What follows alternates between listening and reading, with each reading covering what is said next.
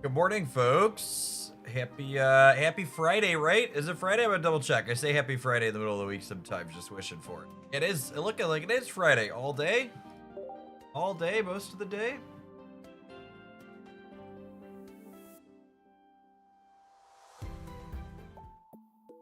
Got a update on trading last night as a surprise, which honestly the timetable really surprising. They gave us like a 6-month lead time on like something that may or may not be coming, or something that's going to be coming in 6 months from now. Uncharacteristically future communicative.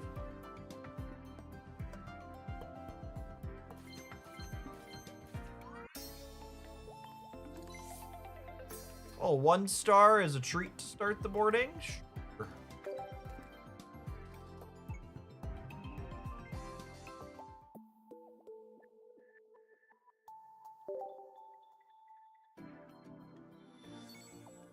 They give out 500 trade tokens as well. Good. Hopefully, however long it's going to take them to move over to their new discuss system, they're going to keep the trade tokens flowing, so they're arbitrarily free for folks.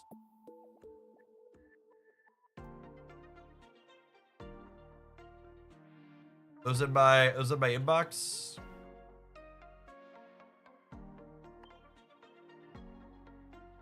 From the development team.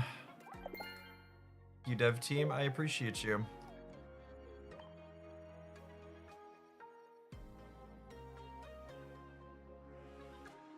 Yeah, I talked about it in my my React thing last night, but I'm hoping that the 6-month timeline they gave is this is when everything's going to be implemented, not a this is when not we're gonna do it all at once 6 months from now.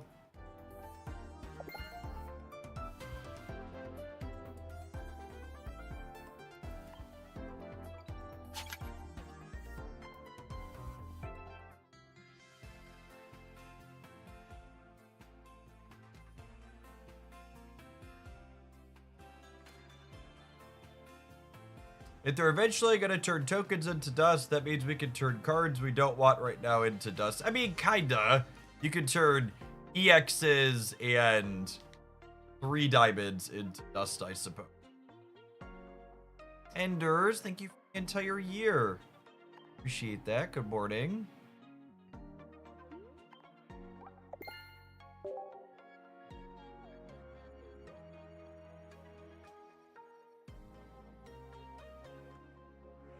They said autumn, that could be December 19th. Is winter technically not till the middle of December? Yeah, I suppose that technically could be even longer, yeah? I think a lot of the berry variations are very real. There's been a lot of different piles of berry cards that have put up results. In fact, I think we might kick off this morning with this had a finish at a thing. Gallade berry.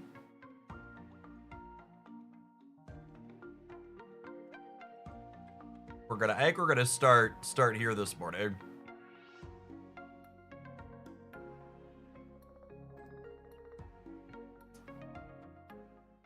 The Snorlax seemed like the best berry card, absolutely. Absolutely not close.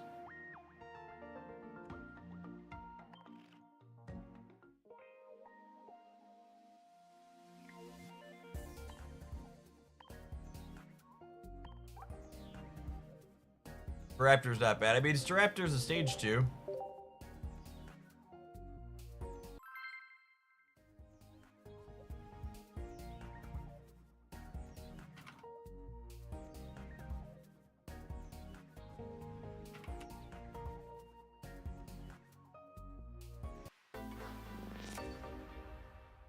Vespa, thank you for the brand new Prime support. There's a ton of great people you could send that to every month on Twitch. Thanks for sending it this way this month and keeping me around.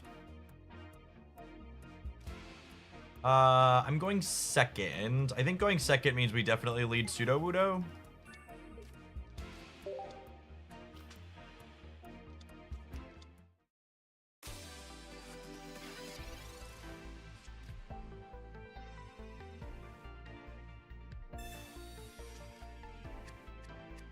Man, there's no doubting that this card is really good into all of the top meta decks, but man, are the random Qs just not full of the top meta decks.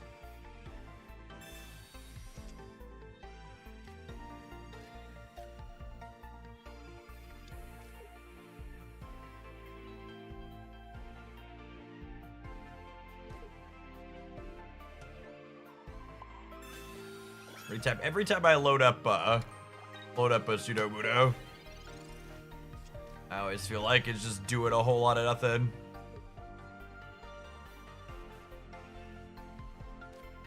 Such a high variance card.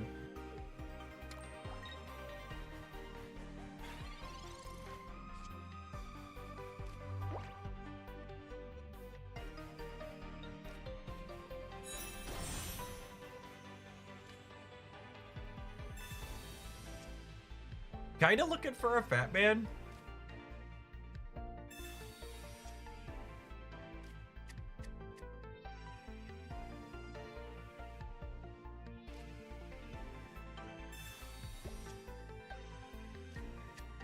Nice. I guess I'm technically lacking a berry in the short term. I have second Krylia here as well. There's a world where we just like build another routes up too.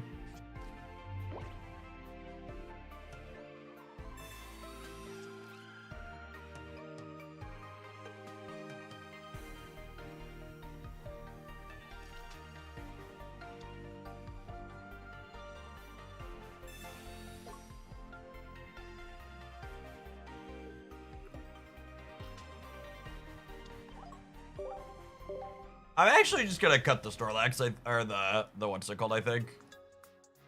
Uno. I was gonna swap it for Farfetch'd. Cubed, thanks for the prime. Get it?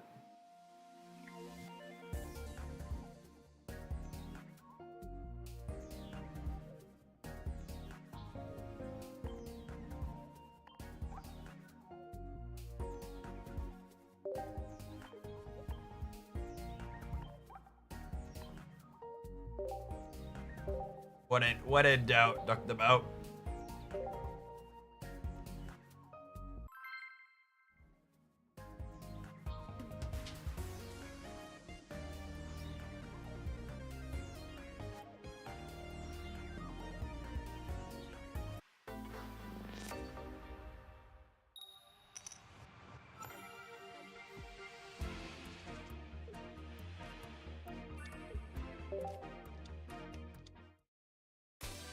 Look at this duck chat, absolutely quacked. Clear Giratina. Lovely. 3 shots, no contest. I think if I don't draw Krylia, or if I don't draw Routes or Snorlax, we'll probably research before we Pokeball.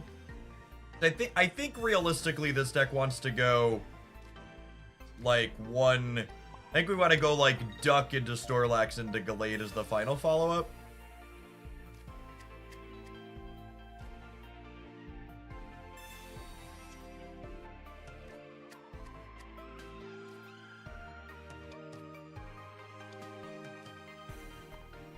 What's a good budget deck if I only downloaded this game today? So, first, you should take a look at this video where I talk about the best packs to be opening to give you some thoughts. But second is, there's not really an ideal budget deck. It really depends on like what cards you open and what packs you're opening. There isn't really a one-size-fits-all answer to that. It kind of depends. Nice. So 2 considerations this turn. I can put an energy on here, because then if we top deck a Gallade, I can I could hit with it next turn. However, with double berry in hand, I think I'm inclined to just energy up the Snorlax. So that way, if they pivot to this Heatmor next turn, which looks likely, we could retreat this, energy, and then berry to clear it, yeah?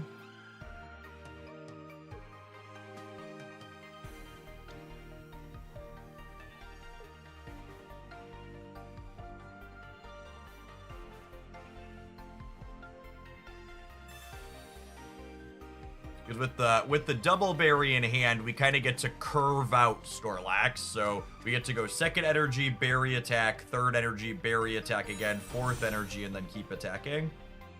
Although Monferno here possibly presents something of a challenge.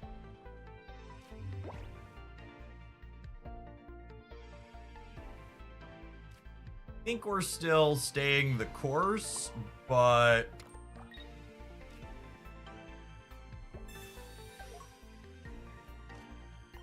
we might, assuming Snorlax wakes up, which isn't always a given, but assuming Snorlax wakes up, I might energy this and then berry. Oh, do they have Big Monkey plus Dawn? They could have Big Monkey plus Dawn here.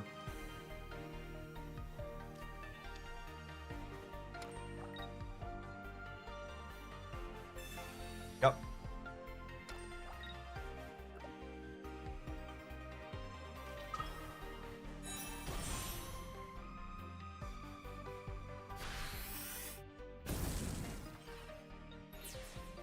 Okay, so Snorlax is down.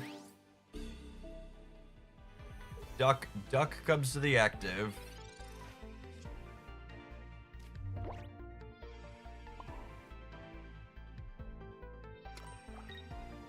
We go ahead and quack this.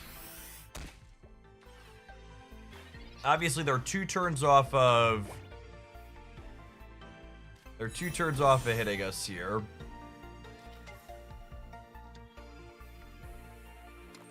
Assume this is retreating.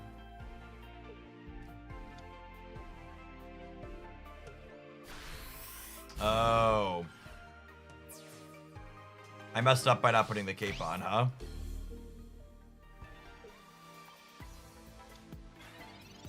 That probably means we're dead. Breaking on this definitely means we're dead. I suppose they don't guarantee to have... what's his name, but not looking good for the home team. Maybe their other Infernape is buried in the bottom 5. Both of our Gallades are in the bottom 4. Both of our Gallades and our communication are in the bottom 4. Maybe their other Infernape is in the bottom 5.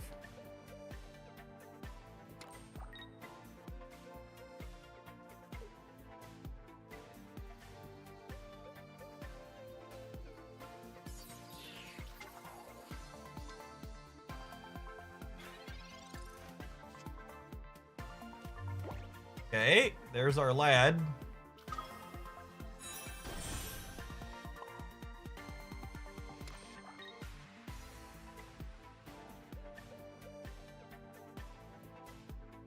I agree Sabrina here and take a point, yeah? And then Cyrus is lethal next turn.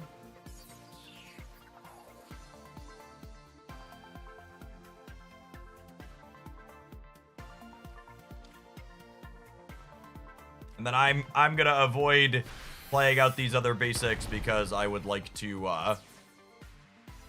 not get got by an opposing copy of Sabrina since they're at 2 points already. A nice healthy 190 here, so not cleaning us out.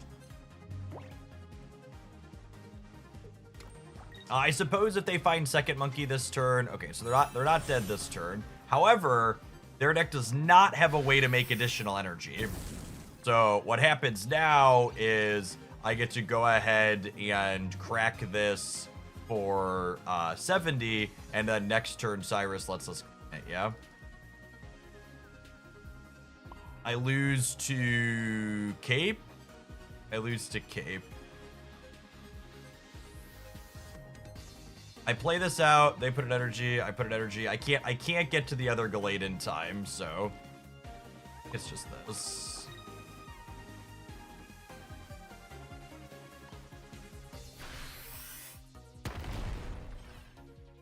We're hoping they don't have room for a sustain card in their Infernape deck, which a lot of these are playing just Rocky Helmets, but anyone could play Caper Potion.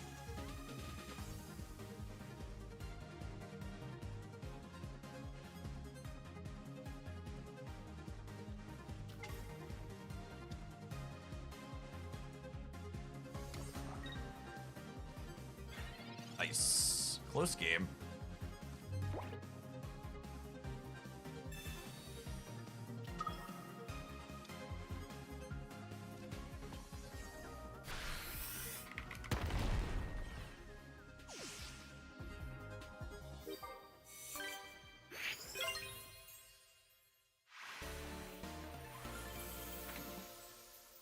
Alright, hop on the bike. But get some cardio in this morning.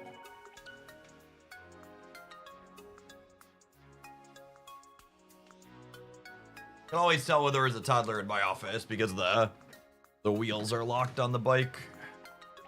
Comes in and steps up on top of it and pushes the locks down.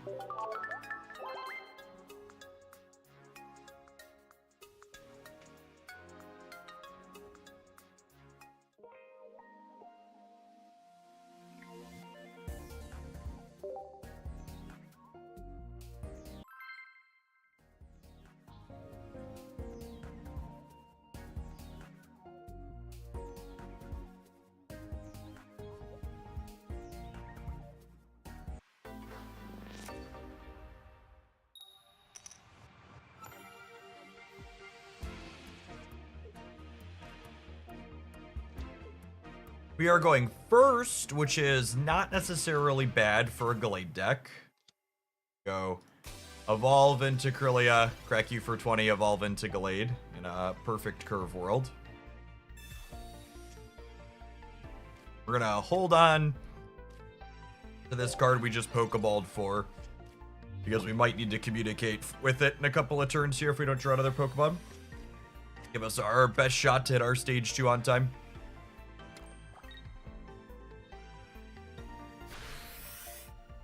Morning, Michael. Morning, Zeneric.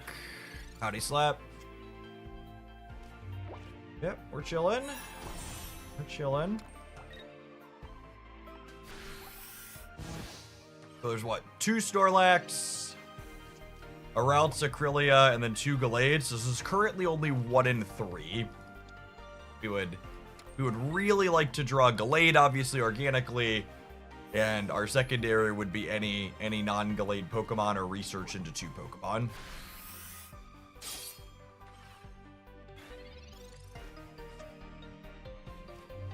Great. Thinking there's a chance.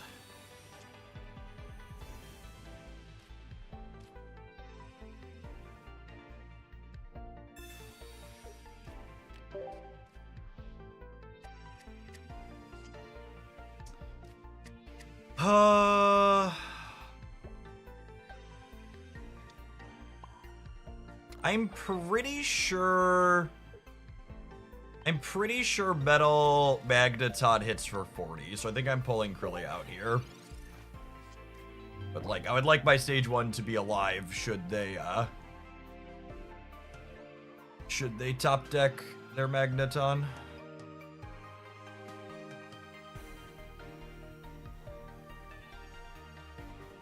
They're kind of all in on this at the moment. So with the berries in hand, our backup plan could be super relevant and useful here.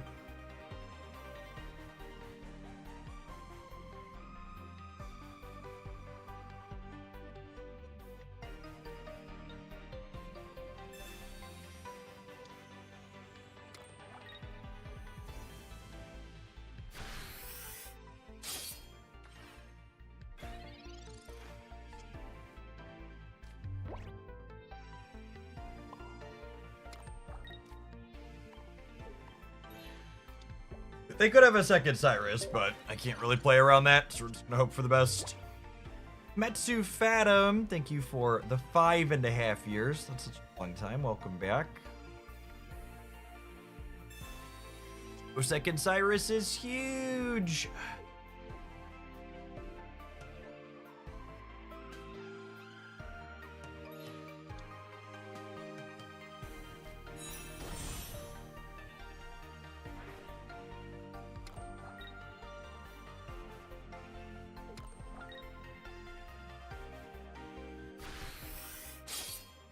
Okay, so 120 means that we still live a Magnezone hit, which is great. An opportune time for Professor's research to show up, since I need to play Dark Ritual this turn, but this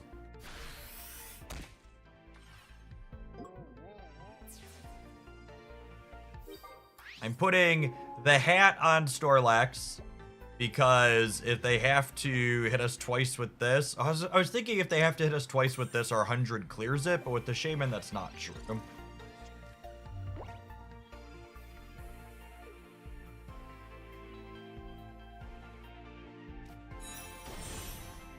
Oh.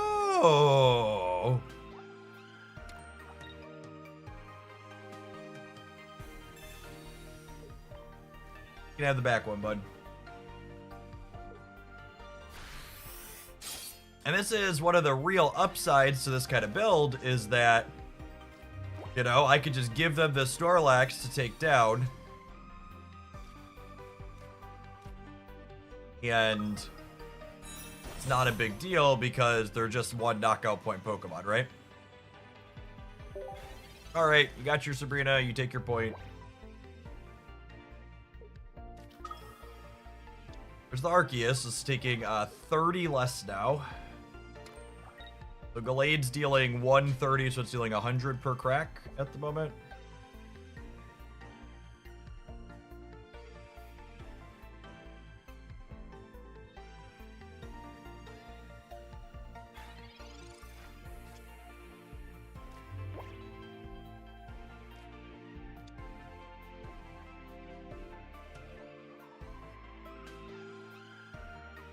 You think they're setting up for a second Cyrus on this Gallade? Or are they just buying themselves time for this Arceus?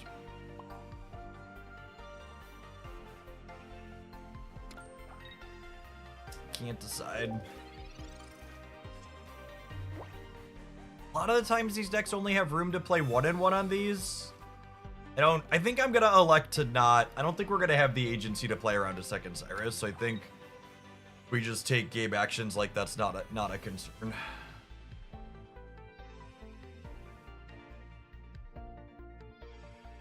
Yeah, they have a stage 2, they have a Shaman.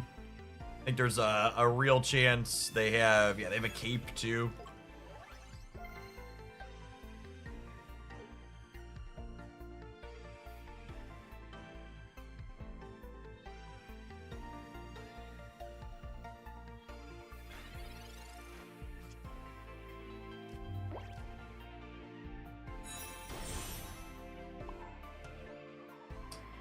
I think I put this here to threaten the berry, basically, and force them to take the knockout. And then next turn I put this up. I bury, collapse, and then put an energy on here.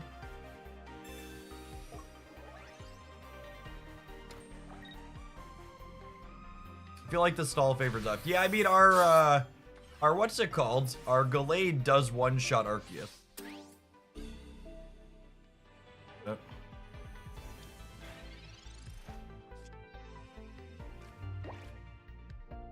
This finds nothing, yeah?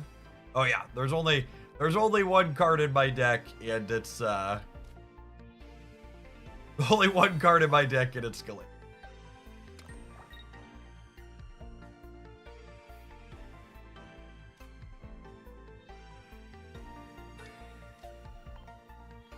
So this only does 50 because they have an Adaman here.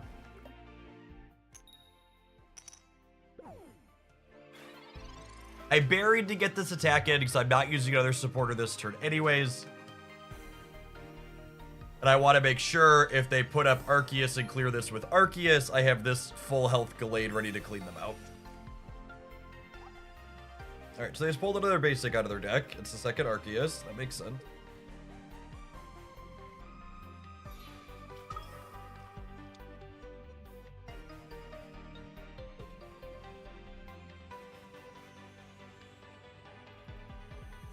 I mean, unless they have another cape,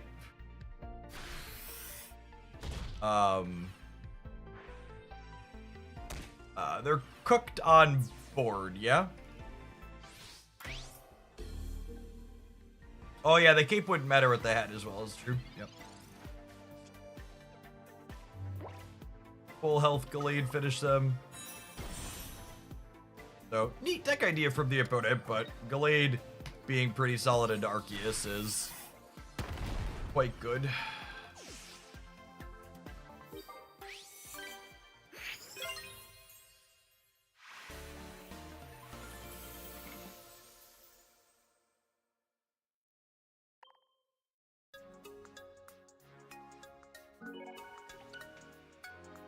Hey Jeff, are you done with tournaments for the season? Yeah, I think so, unfortunately. And it doesn't even actually have to do with the metagame, it's just the content metrics for tournaments aren't meaningfully better than me just playing in the random queue, so it's hard to justify warping my schedule.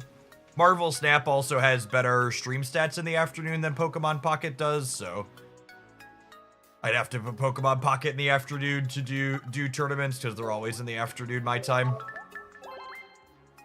Just not remotely convenient. If I could do something more competitive in the mornings, I probably would, but there's just not an option for that, unfortunately. Sir Miss a lot, thank you for the over 3.5 years. I appreciate that. Welcome back.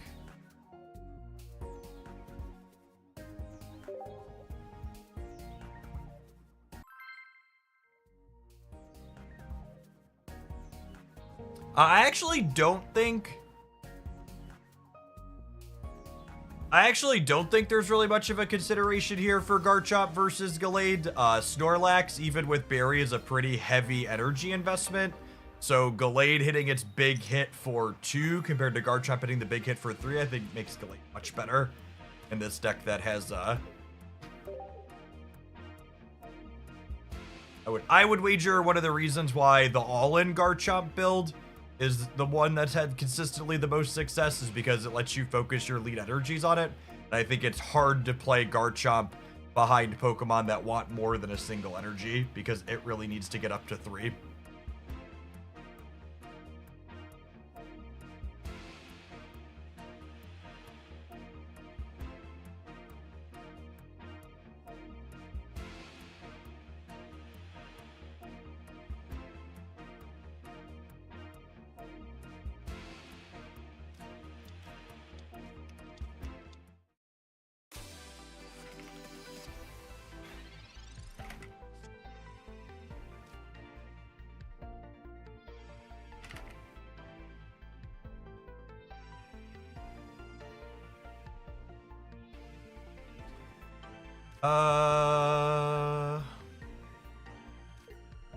Hat.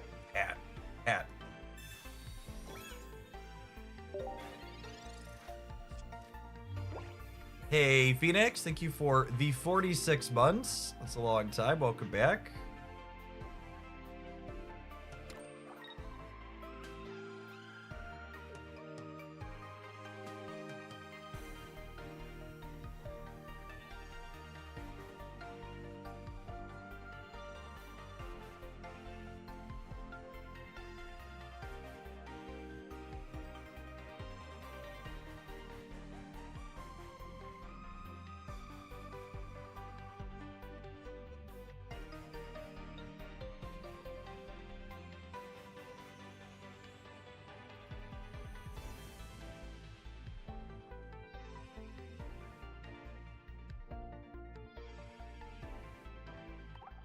I don't really want to sit here and wait for them to time out. All right, we actually need to take an ad break here. Before those don't happen over the middle of the stream automatically. I'll throw this Gallade Berry deck up on the screen. This one had a deep run in one of the community tournaments recently. I just swapped out a Sudowoodo for a Farfetch'd. I think Sudowoodo's pretty mediocre in the random queue compared to tournaments. We'll see you in 120 seconds, Twitchers. Thanks for hanging out. Don't go anywhere. Anthony, thanks for the membership on the YouTube side. Speaking of YouTube gamers, shout out to the 54 people that tapped the like button before I even remember to put the poll up this morning. If you enjoy the YouTube live streams, you want to see more of them, tapping that like button is a good way to help the algorithm know that we're here and serve it up to more people.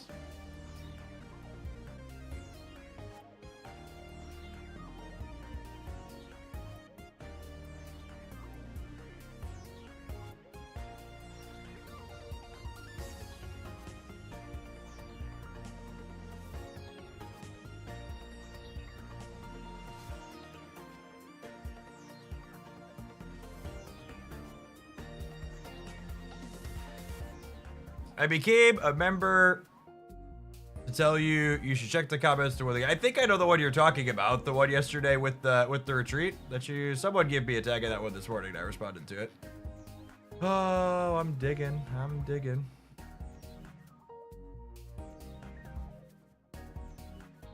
All right, let's count through it. Because there are people who are this is a fine ad break thing to do. Okay. So here's my center screen. Let's talk about building a line. So it is currently my turn, and I have no points. I can play the Drudagon out, and I have to Cyrus up either Probopass or Shaman in order to not die to the Dialga. So you play out Drudagon, you put your first energy on Drudagon, you switch to the Drudagon, you Water Shuriken Shaman, and then you Cyrus up either Probopass or Shaman. It doesn't matter which one, okay? Then the opponent attaches their energy to one of these and retreats back to either of these and taps Shaman's healing to put this to 30 and this to 50. Then the following turn, I can switch to Greninja, being at 120, and I can put 2 Water Shurikens into Probopass to clear it out, getting 2 points, my first 2 points of the game. Then it passes back to them, and they put an energy on Dialga, and they hit the new Greninja for 100, and they put it to 20. And then they pass back to me, and then this is dead, and I have 2 points, and this is at 90, and this is at 100, and this is at 50. And I have 2 Greninja triggers to put this 50 hit point Shaman to 10 and still not get a point. And I have 1 energy on this Greninja that I put up, but I have no energy on everything else, and everything on my board dies to a Dialga hit. And again, like this moment, I kind of moved past it yesterday. I should have broken it down in yesterday's stream because a lot of people were like you and were unable to count it out back and forth. But I conceded from this spot because when you count it out over the course of 2 turns, and this is the type of thinking that a lot of people need to be able to get down to, like map out these checkmate type situations or figure out if they actually have outs. It doesn't actually line up that we do it because of the Shaman being here. If the Shaman can't heal, we could kill Probo and Shaman and pick up our 3 points. I didn't consider them retreating to Dialga. I mean, it's not. Well, like, I mean, I guess you didn't consider it, but it's like a super obvious thing that they're gonna retreat to Probopass or Dialga to be able to attack us. Like, I don't think like, and again, like, if I'm playing for like thousands of dollars or maybe even $10 and like the stakes matter, maybe we could waste everybody's time and like take a second to see if my opponent makes a mistake because there's something meaningful on the line. But like in a game like this, where literally there's nothing on the line and my opponent has spent the entire match making good decisions, there's no reason to make an assumption that they're going to make a giant misplay and get out of the checkmate. It's just not a good, efficient use of my time or the stream's time. Be like, let's hope my opponent makes a colossal punt in this game that doesn't matter.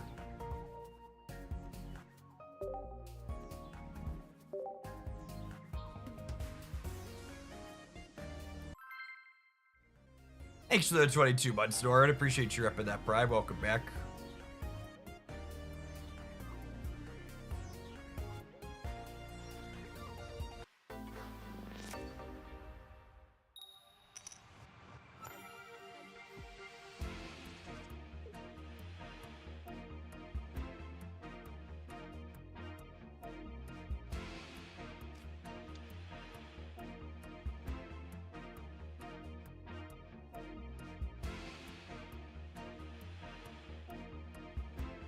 We are going first, and we have the full Gallade line here.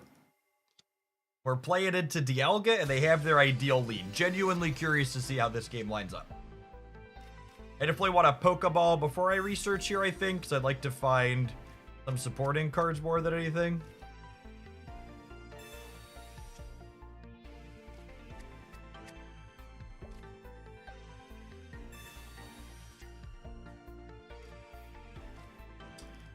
These decks are often Sabrina decks, and they're very rarely Red Card or Mars decks, so I think I decline giving them the chance to tempo me off of my Gallade active.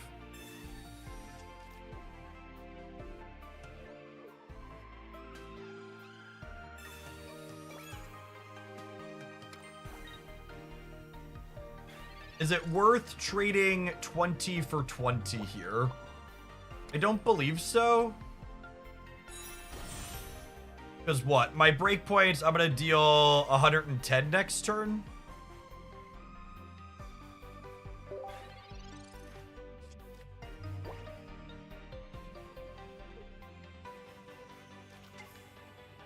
I'm not a fan of the question, is this a viewer deck submission? For two reasons. One, you should always read the stream title, and it'll let you know if we're playing a viewer deck. Two, the subtext of asking, is this a viewer deck, is, Jeff, this looks terrible. Did someone pay you to play this? In general, if you have a question about a card choice or something like that that you want to be critical of, you should be thoughtfully critical, whether I built the deck or whether a viewer built it or whether I pulled it from a tournament. So this is 110. We're short on being able to clear the Arceus here, unfortunately. I think I just pushed the Arceus up and hit it despite not being able to one-shot it. Because these decks often play two copies of Cape. And by hitting it this turn, if they Cape, I still clear it next turn. We do die to Phil Bench plus Giovanni.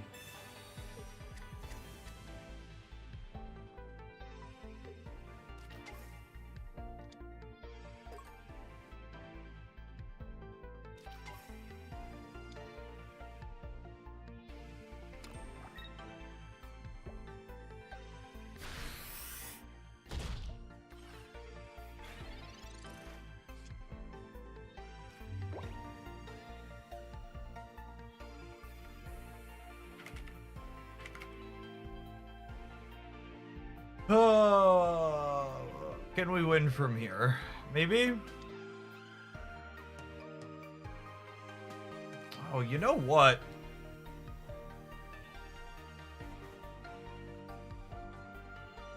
Do I take... I have to make a choice now, right? Do I take the knockout with the duck?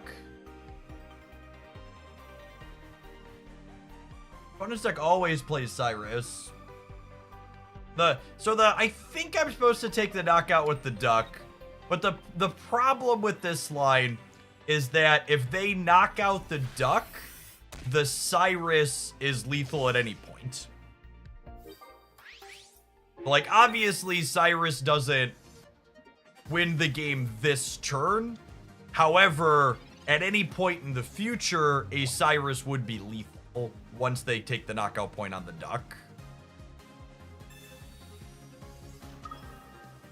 Okay, and I think this is a mistake we see people make a lot, and I don't know that I'm going to actually have the tools to get out of it this game, but I think it's generally wrong to use your Cyrus to take points like this, as opposed to saving it for when you could get in lethal with it. I guess taking that off the board also gives them more flexibility with Arceus, so it probably just doesn't matter. Yeah, that's true. If they have a second Cyrus, using the first one aggressively, very reasonable. Yeah, I don't think it matters. I think even without second Cyrus, we're just checkmated here, yeah. Best deck in the format is the best deck for a reason.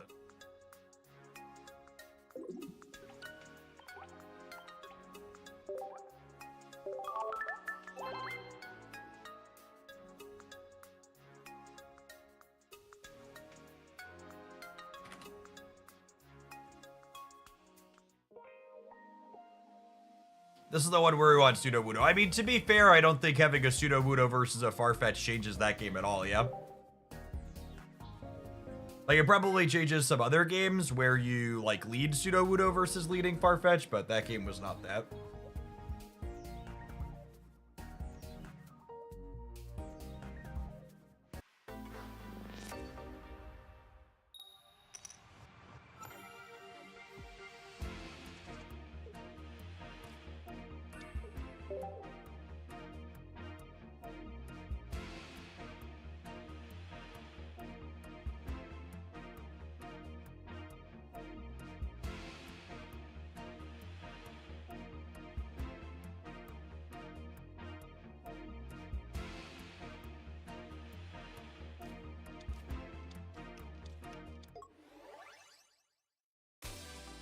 Carnivine is scary. This is very notably a spot, though, where Farfetch'd is markedly better than Sudowoodo, yeah? I researched before I Pokeball because I wanted to find 2 basics here, ideally. Rip us.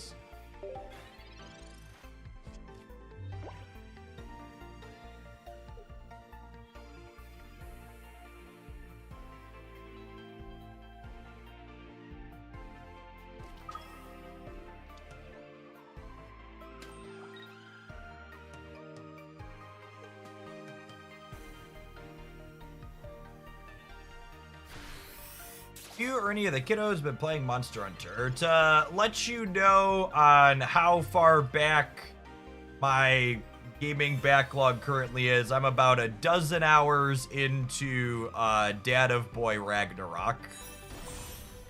I don't really buy other new non-live service games until I'm through the ones I already have.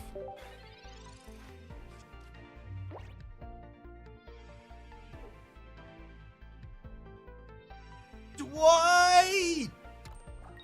The few, the proud, the new member of the 100-digit sub club. Thanks for dropping off that primer. Feels like a lot more than 100 months ago that we were schlepping around to SCG invitationals. Whole different world.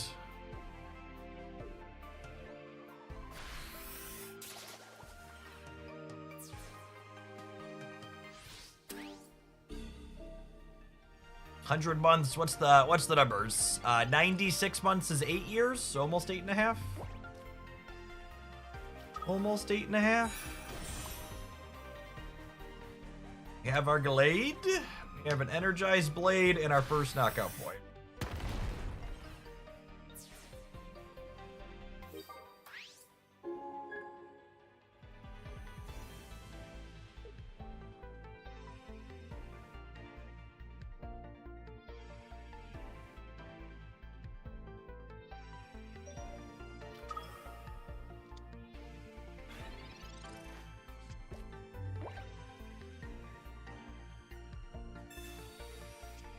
They're probably an Erica deck, yeah?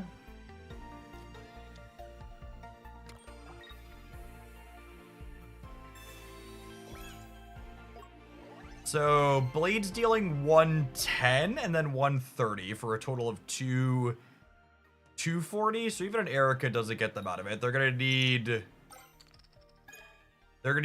need 4 heads and 5 coins here, right?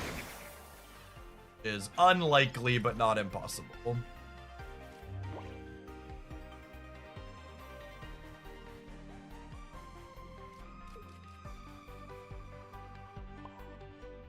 I think I just don't give them the option to tempo Sabrina me. I could play the Snorlax out and get it building, but I think it just comes down to whether or not they can triple heads me on this Celebi. With the Cyrus, they can't even safely retreat. If I didn't have the Cyrus in hand, I might put the Snorlax out and get an energy on it just for flexibility because I couldn't run down the Celebi, but I think with the ability to run down the Celebi here, we're just supposed to crack it and hope they don't clear us.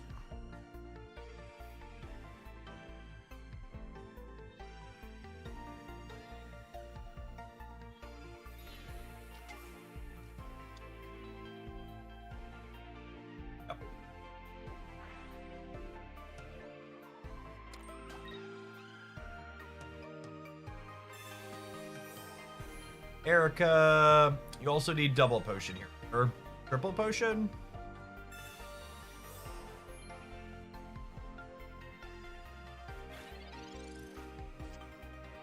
Come to Papa. Whoop.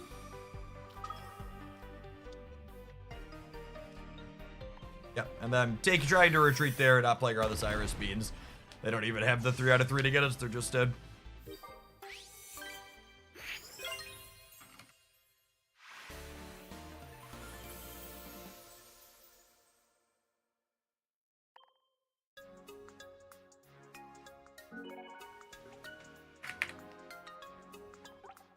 Hey, good to have you, Anthony. Always good to see some of the Unite folks make their way over to other things.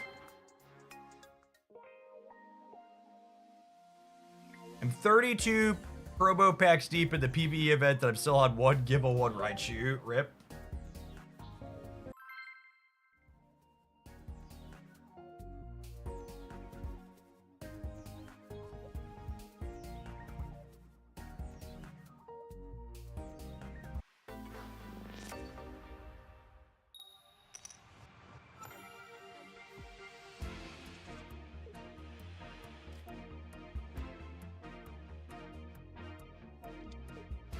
This isn't necessarily terrible.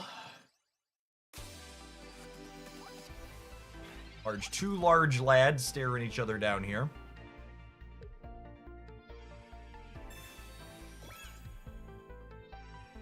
See what they're building up behind their rock, eh?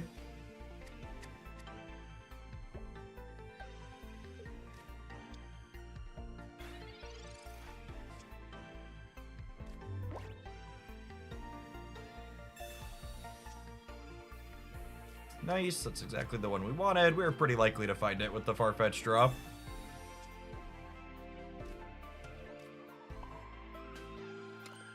Can we energy the fat man here? Opponent doing some chomping. We're holding on to the Farfetch'd here so that we can communicate it into a Krylia potentially.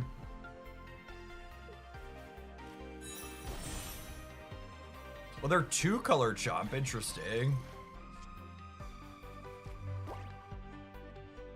Yeah, the Venusaur deck from yesterday kind of impressed me.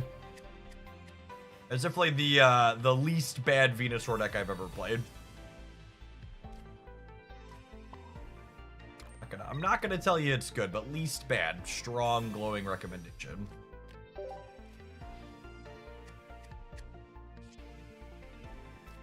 Rip.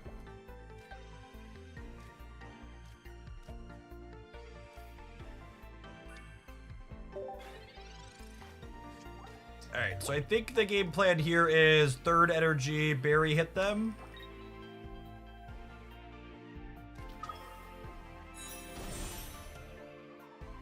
Or are they mono fighting? It could be mono fighting, I suppose.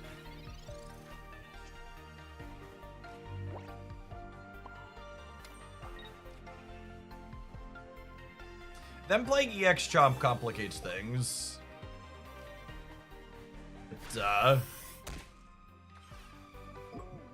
Clears out Snorlax very easily. I've not had a chance to play Leafy on Gyarados. It's in my deck editor. I don't know if we'll play it today or not, though. We're only gonna have time for 2 things this morning.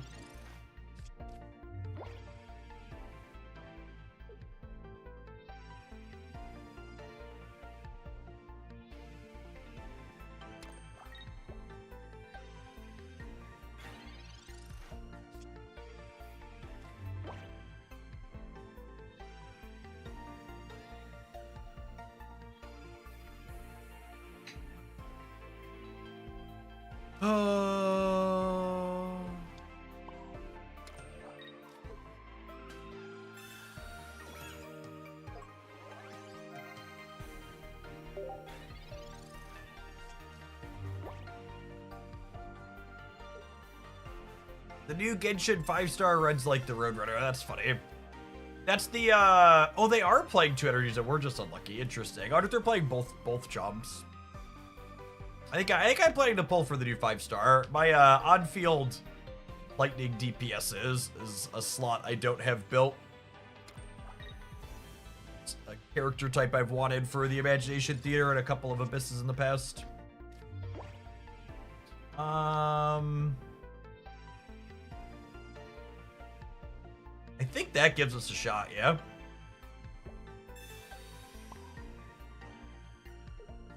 The Hayward, thank you for the membership on the YouTube side. I appreciate that direct support. Morning.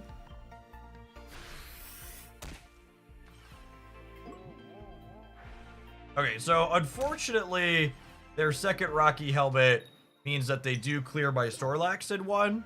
So it's a good thing he stayed asleep for this part. However, if we top deck a second copy of Barry, we could run them down anyways, which is nice.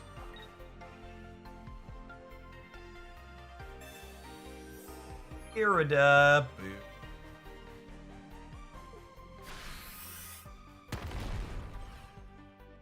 Irida means we need to put the duck up.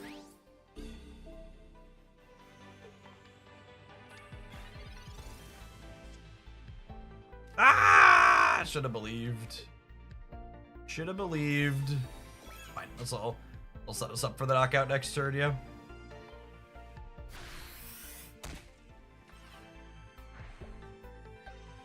Yeah, I would assume they're playing both jobs, given that they're playing the two color energy Gigabyte.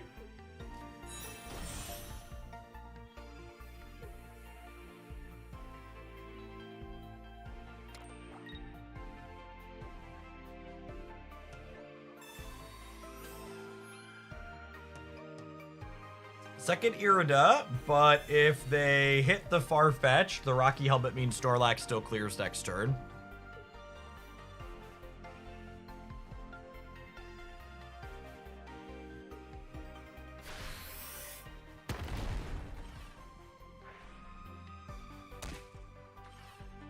Alright, our next play is very, very good. Notable that they have water energy on top, so this Garchomp can't attack us next turn, which is nice.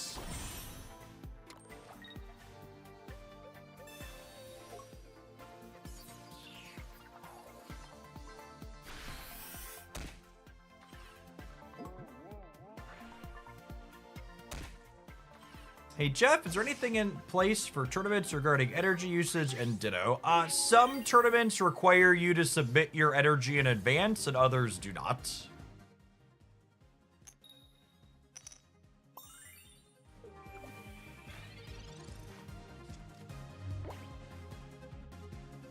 Them finding the fighting energy here probably means we're dead. Although I suppose if they don't have Leaf, the Cyrus lets us run them down. Do I play around Leaf? Dawn! Holy.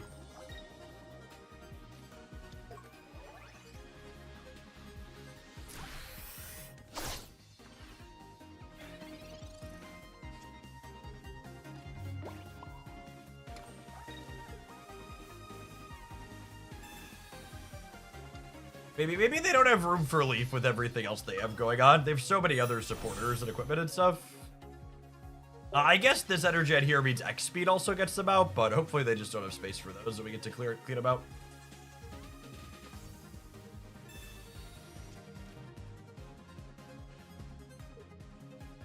Survey says they're out of cards.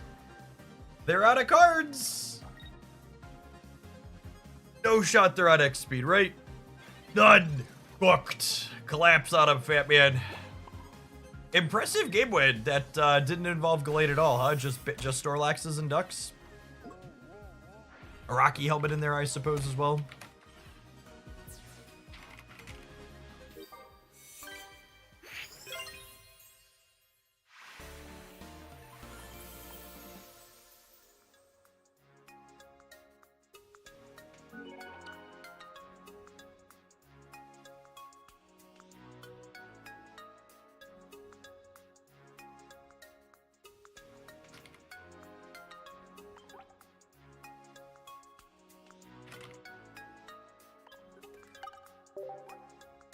Is there a playable Venusaur deck? I think Venusaur Leafeon is serviceable. Very, very random Q playable. We even beat a couple of draws out of Dialga Arceus with it the other day when we were rocking it.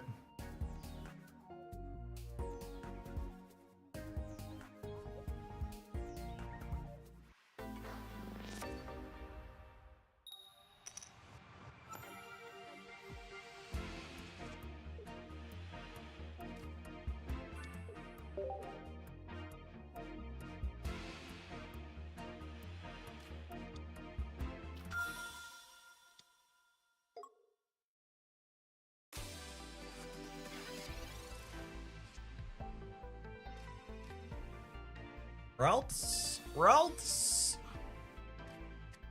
Like the opposite of our tiny purple child we wanted. Or a large fat man.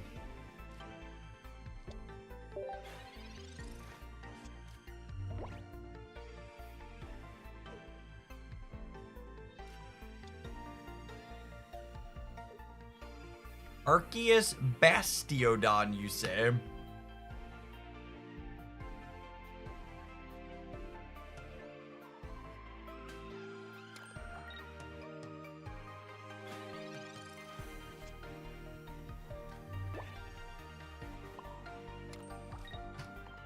How much damage does Bastiodon take from Gallade? Needs 3 energy, so it takes 130.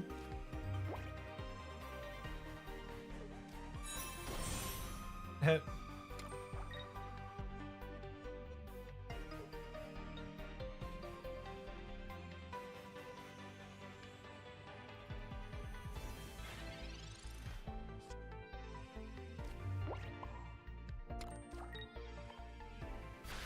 Just keep quacking, quacking, quacking. Just keep quacking. Doot, doot, doot.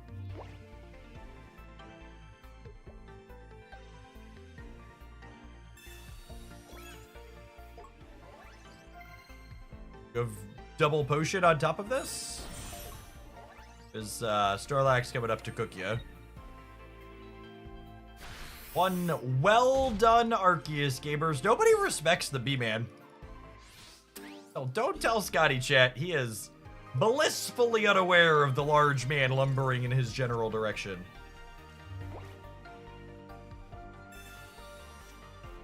Good golly. I need my tiny child, not another fat man.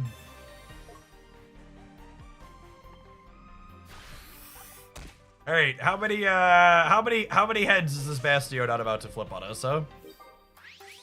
What do we think? 2, 3, 4. Guarded grill showing us to the door. Wake up! Wake up! All right, 2 research, 2 routes, 1 communication, and 9 cards. So kind of like 4 or 5 out of 9 to find our tiny one.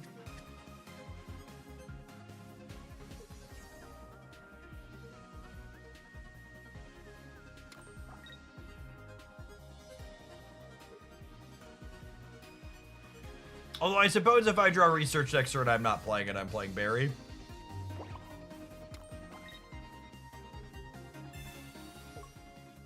This Barry is kind of like a Misty if you think about it. Flip a coin. Your card does nothing.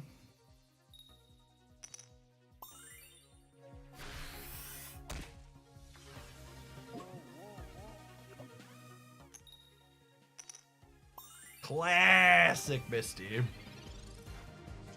Being trolled. I'm being trolled.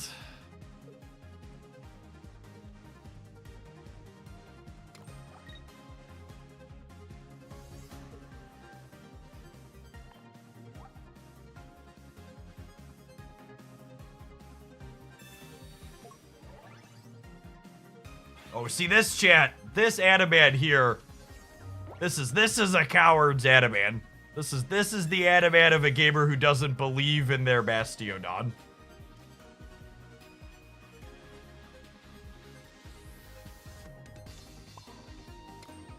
I don't think I want to play this out.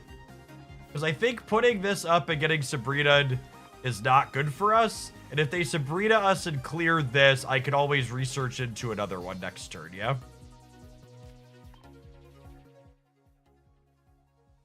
Plus, if they just hit, like, Running Tails here, they die.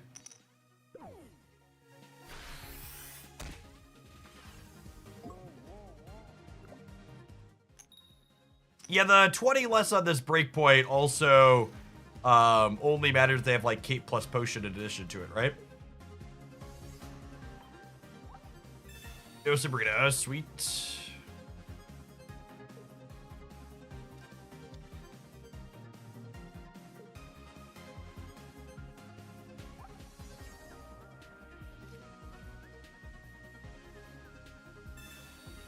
Speaking of Sabrina, I mean, like, I played this out because they're only on 1 point, right? So, like, if they get me with this, they don't win the game. Wake up, Snorlax! Wake up! Wake up! No! Papa!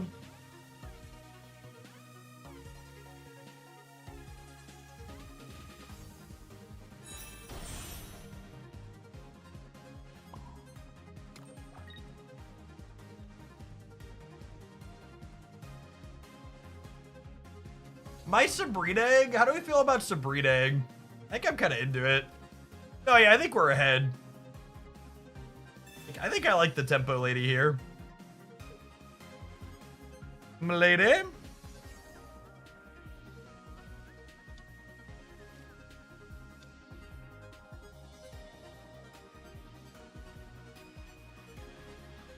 I suppose they can just do this and then swap it out, but that's fine. This gives me time to get to my Gallades. Oh, am I not supposed to play the other routes out?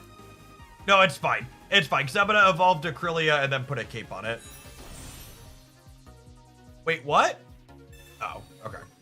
Sure. They do the truffle shuffle. No, this is fine. This line makes sense for me. If my second Krylia is exactly my bottom card, we're guaranteed to have my other Krylia this turn because I have a communication in my deck, so my bottom card can't simultaneously be Krylia and communicate. And when my literal bottom card is Krylia, I can communicate for it deterministically.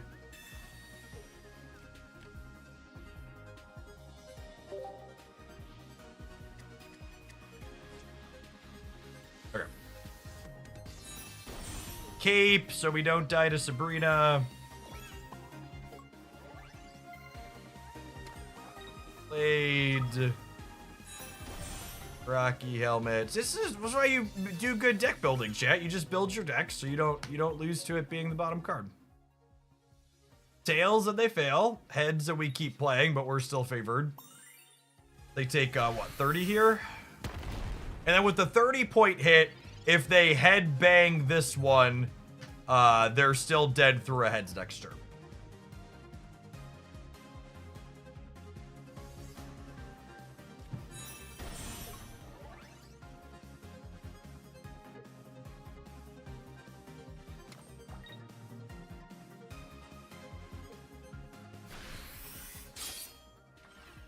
Cool.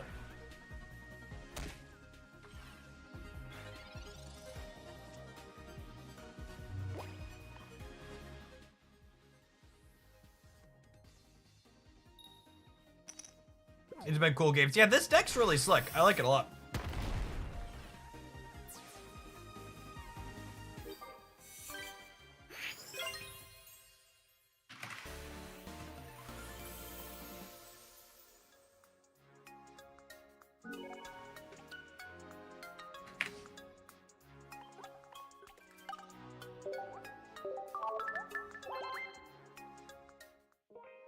Is there a highlight for this one? There will be. You're watching it.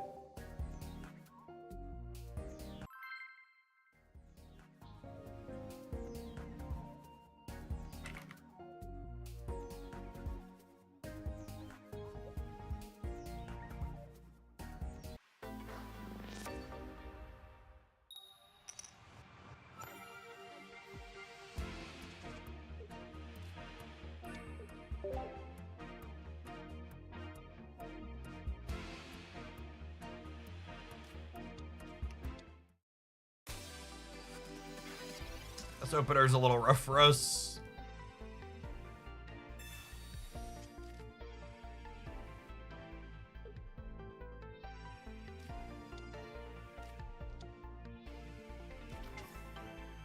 Jeff rages at ranked Q series. I don't really get mad at my video games. I don't know, gamers, like, once you've like lost a bunch of actual money playing card games in a tournament setting, like playing matches from the comfort of your basement is pretty convenient.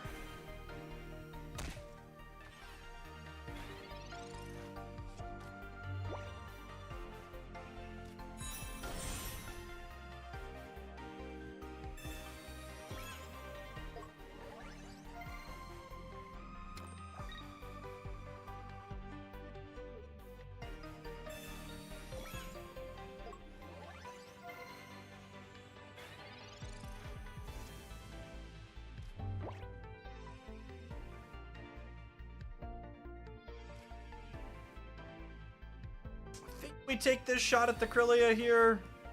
So, hopefully if we fail, we find the other Snorlax.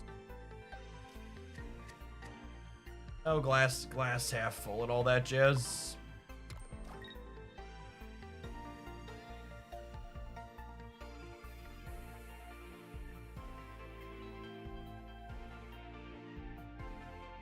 I feel about Tempo Sabrina here. I think I'm into it.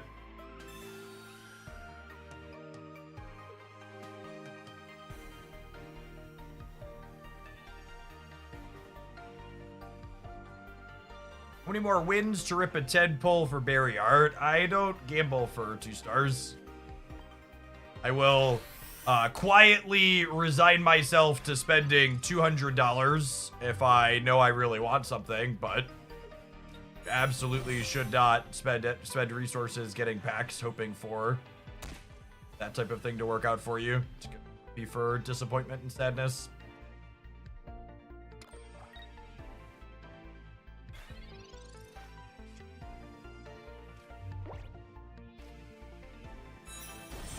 Put this energy here. Think about flexibility to hit with either of these next turn.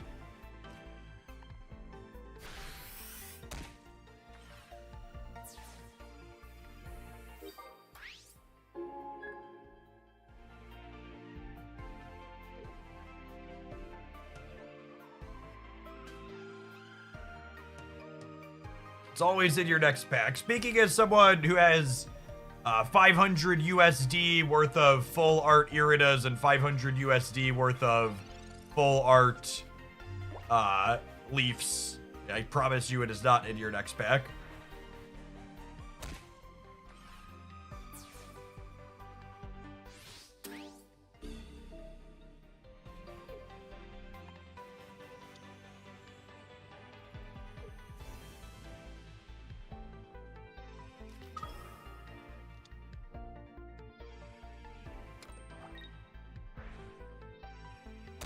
Nah, don't be sorry, Wesley. I should be sorry for not having remembered to say it earlier. That's a good shout out. Gamers, if you're a democracy enjoyer, and I know 77 million of you out there aren't, so you can put your earmuffs on. If you live in a place with a Democratic senator, you should send an email or make a phone call today, letting them know that they should not be voting for the blank check for the Doge folks. Would be bad in my opinion. Oh, you know, I should have played this out to play around. I'm gonna blame Doge on that one. To play around Sabrina. We're probably cooked if we get Sabrina either way. It's one of those spots where voting on the spending resolution will be one of the very few powers of roadblock the Democrats have under our current setup. So, what's the vote for? The vote is for it's budgetary related, right? It's the spending bill to make sure the government stays funded, and it passed along strict party lines in the House. And Schumer is currently posturing like he lacks a spine and is going to vote for it in the Senate. They need like, I think it's 9 or 10 Democrat senators to vote for it. Cleftive and Race Tracer, thank you for the new subs, appreciate it. They need 10, yeah.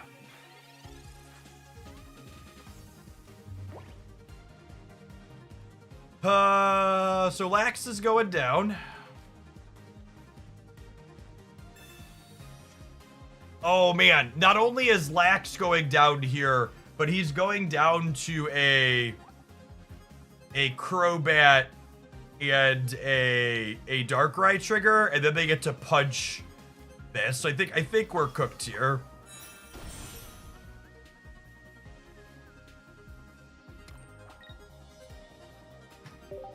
Much like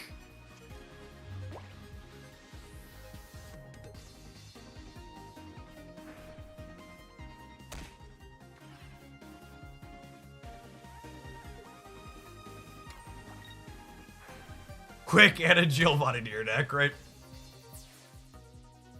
Both of the Colorado Dem senators were saying they were likely voting yes yesterday, and after a bunch of calls and emails, they are no longer voting yes today.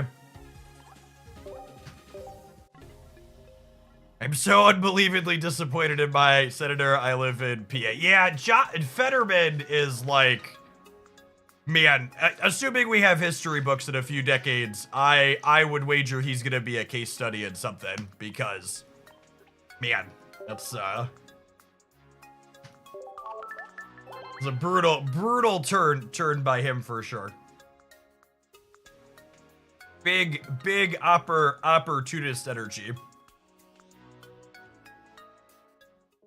Campaigned as a progressive and then turned out to be very much not once he was in office. All right, I think I want one more decent game with this. I need to run some adverts so they don't happen over the top of that game. Let's go ahead and tap those. We'll put the deck list up. We'll play one or two more with this when we get back, and then we're going to pivot to something else. Thanks everybody for hanging out. Don't go anywhere.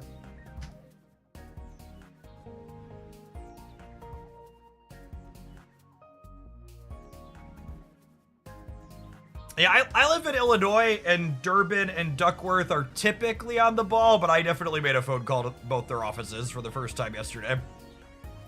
Sent emails. Normally I don't have to push for them to do the right thing, but we just wanted to make sure.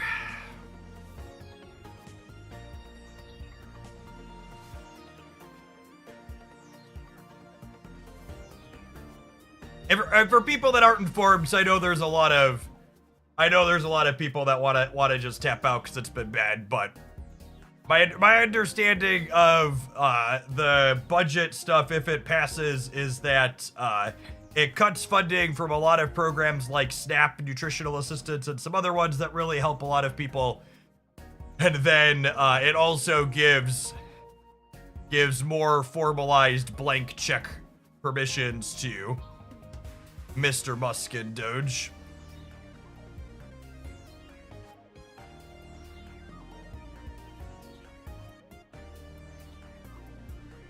Nah, if your senators are Republicans, I would assume no amount of calls are worth your time.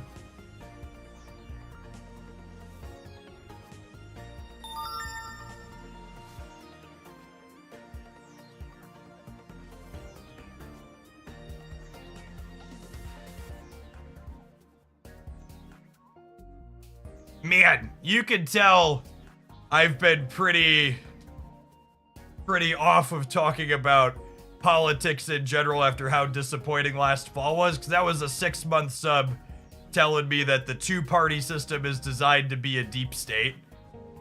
It's just like, holy Christ. And a mirror or an insight into why we're in the situation the United States is in. P32 solved. Thank you for the 5 months. Welcome back.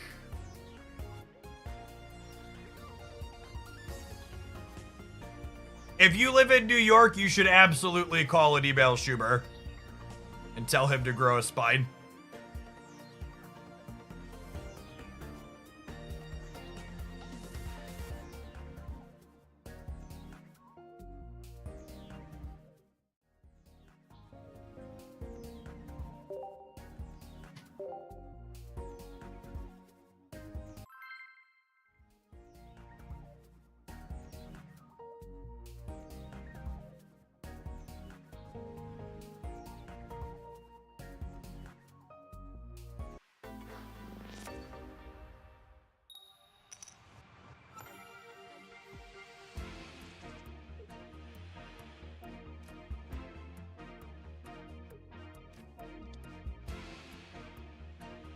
The spending resolution also includes a 10-year cut of almost $1 trillion to Medicaid. Yes, Medicaid and SNAP, among other programs that it would cut. Lord Odin, thank you for the over 2.5 years. Welcome back. All right, we've got first energy advantage, and I've got double berry with Snorlax. This is a really powerful lead. This is one of the leads that makes these berry decks look really impressive. You get to attach your second energy and then hit them, attach your third energy, hit them, attach your fourth energy, and just keep going.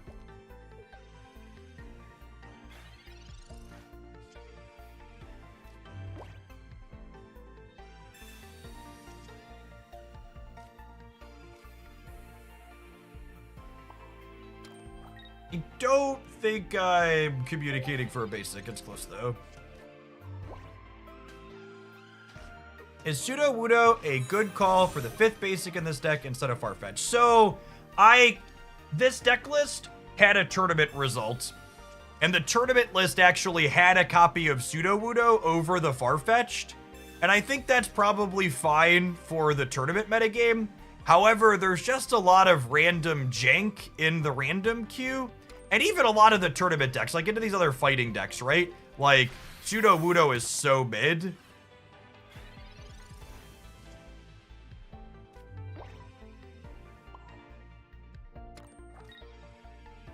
So, I've liked the duck in our games today. It's a more consistent card.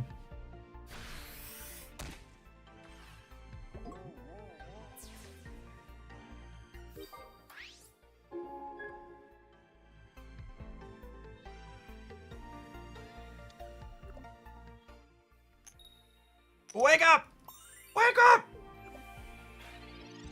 Wake up! Snorlax about to put a little makeup! Lucario's about to fade away the shakeup! Oh no, I was wrong. He should have stayed asleep, chat. He should have stayed asleep! He should have stayed asleep!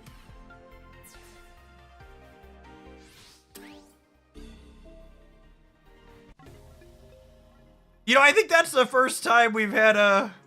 Yeah, why have you forsaken me, Snorlax? In my thoughts, forsaken me.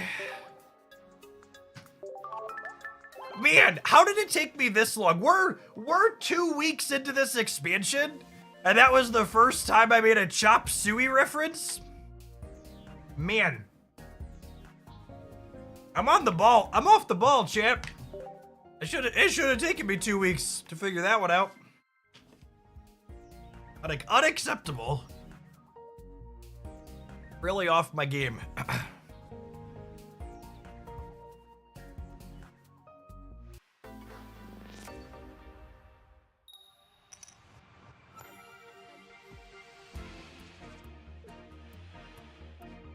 Someone in chat just said Chop Suey is 24 years old. Why did you wake up this morning and choose violence?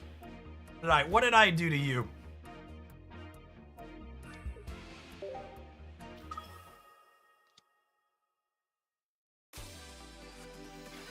Ban them.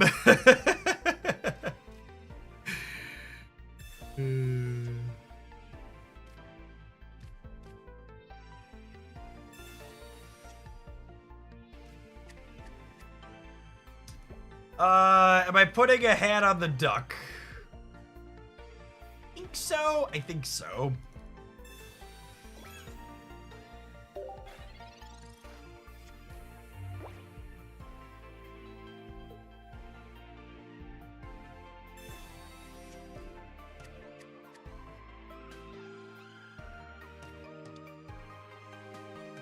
The real plot twist this Pokemon Pocket season is that I would have gotten more play rate out of full art berries than the full art Gyarados I crafted.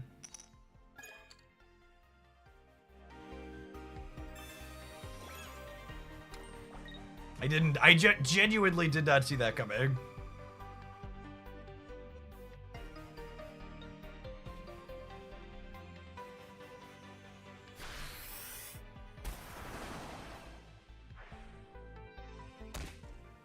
Gyarados is probably the more evergreen card. Likely true.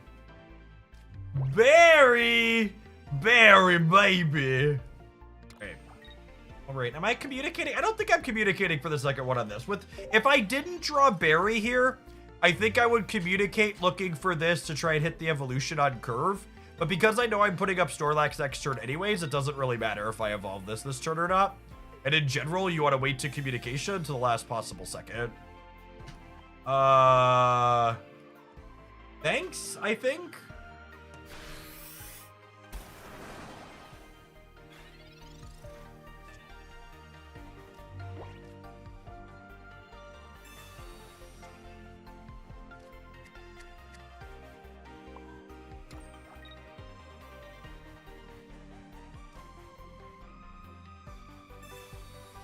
I think I'm waiting one more turn on this. Just because I need the stage 1 and the stage 2.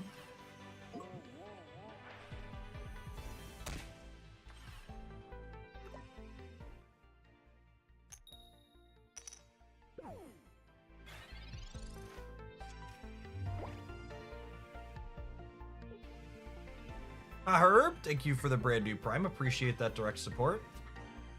Good morning. Irida is sad. Irida means Duck is not a cleanup crew.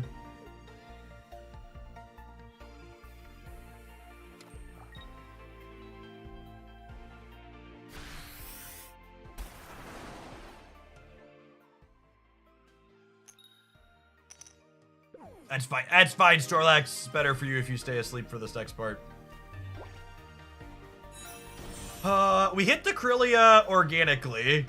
Which is which is great. And again, still just waiting on this because if I draw a non-Gallade Pokemon next turn, this is more likely to find me Gallade after. Hazebug, thank you for the brand new primer as well.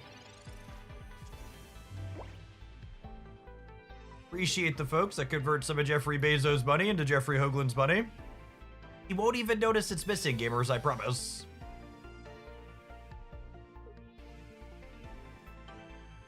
This deck's felt really clean this morning, Hazebug. I've been impressed with the number of games that we've won with just Barry and Farfetch, and then obviously Gallade is like a pretty solid hard carry Pokemon.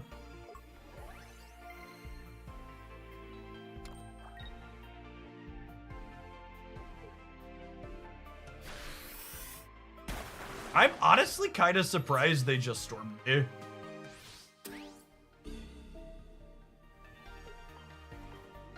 All right, 2 Gallades and a research. Don't even need the, what's it called? Clean. And then,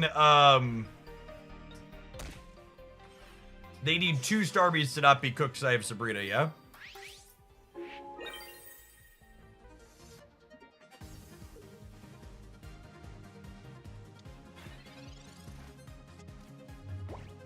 And even if they have 2 Starmies, none of these have energy.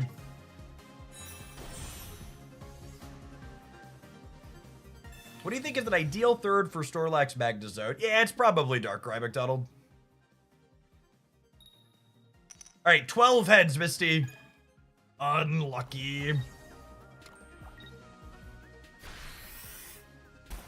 It's funny, 1 more heads there and they would have died without the Sabrina. Thankfully we have this to clean them up anyways, but it's funny that exactly 1 Misty heads. Oh, I guess they would have needed 2 more, because if they would have hit 1 more, they would have just not attached the energy for the turn. They needed 2 more technically. That's fine, we still got them.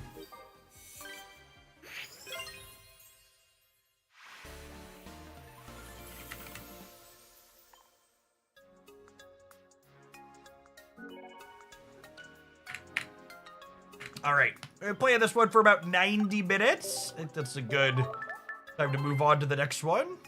Get some variety in this morning. I think I want to play some Gyarados. Gyarados has been putting up some tournament results. A deck list pretty close to this has been crunching people in events. I think I want to start here.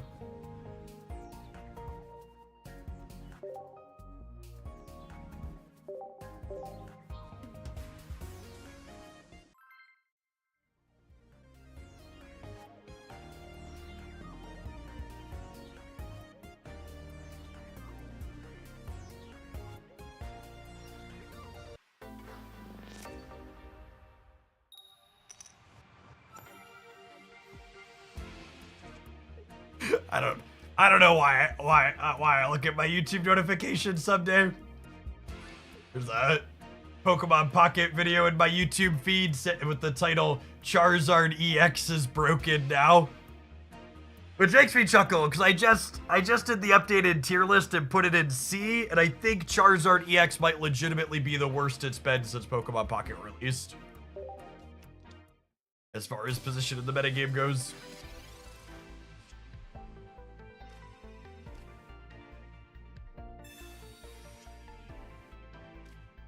That is not the baby fish I wanted for Christmas.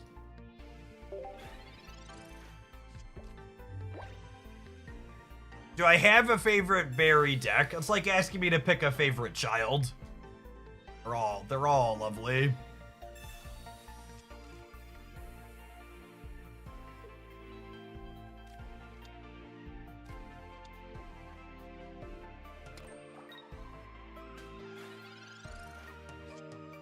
Come on!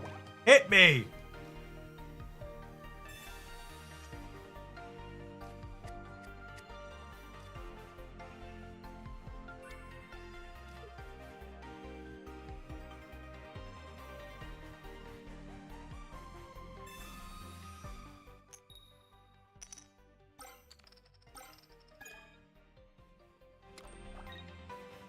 Oh.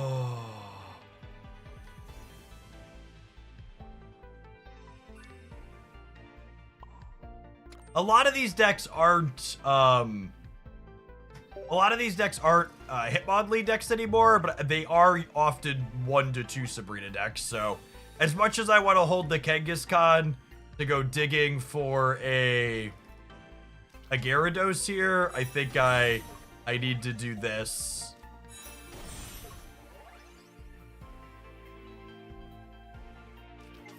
I think we'd just be like wholly cooked by a pretty wholly cooked by a, what's it called otherwise?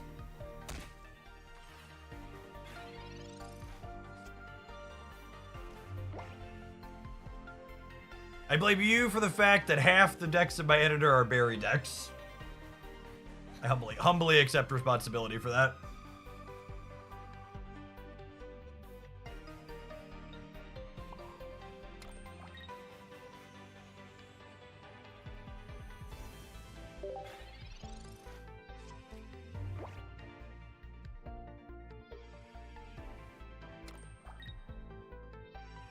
What does the back and forth look like here? I clear this. They go energy, hit me for... They go energy, hit me for 120, I go to 60. I clear this. I guess there's a world where we super high roll them and take their energy off of Marshadow, and then they're just completely torched, but... One in. Whatever. Is there ever a world where you consider running 2 energies in this deck? Absolutely not. Gyarados needs triple water.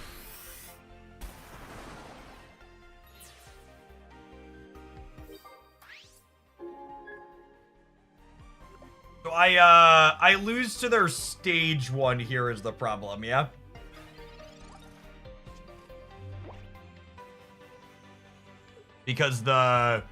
Because this is gonna deal 120, and then this will deal 70 with the Lucario.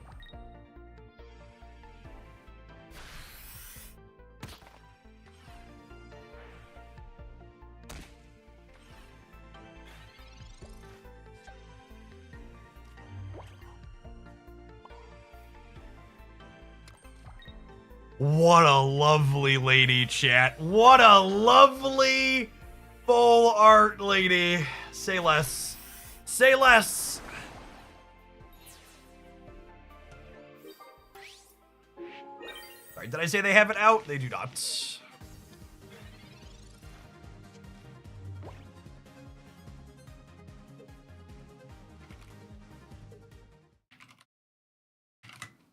Clean. Clean. Look at that new technology.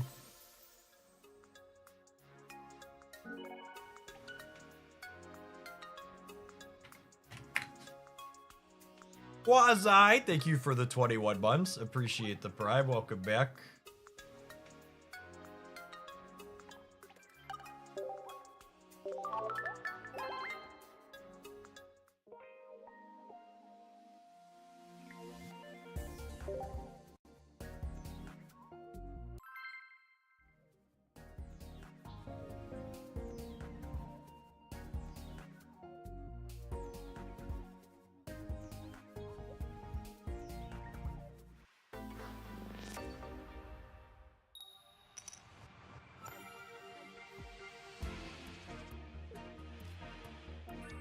We're communication deck, so I'm gonna vibe on the second Drudagon for now. Beep blop. Beep blop. Alright, we're gonna need to get a Magikarp evolved ASAP, because otherwise they can attack into the bench. Oh, they're like all bench attackers, huh?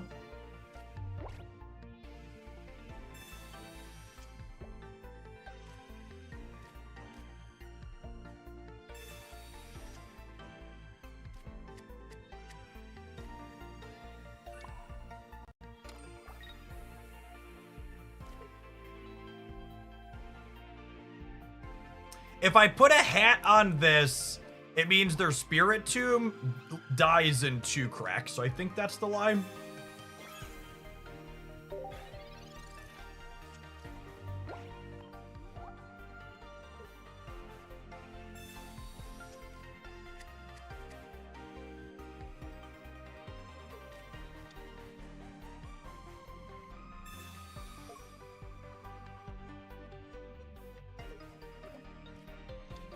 Yep, this is what we were playing around by putting the hat on it. And then I assume their deck is loaded with Cyrus.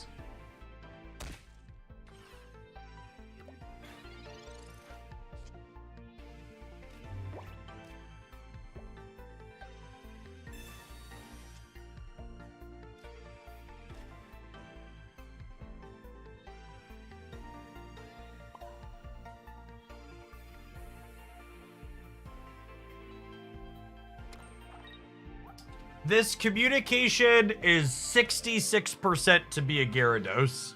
Am I supposed to do it now? They can't kill this Magikarp ever, right? Because they can't Cyrus or Sabrina me and Giovanni or do another thing. So I think I'm supposed to wait a turn on this.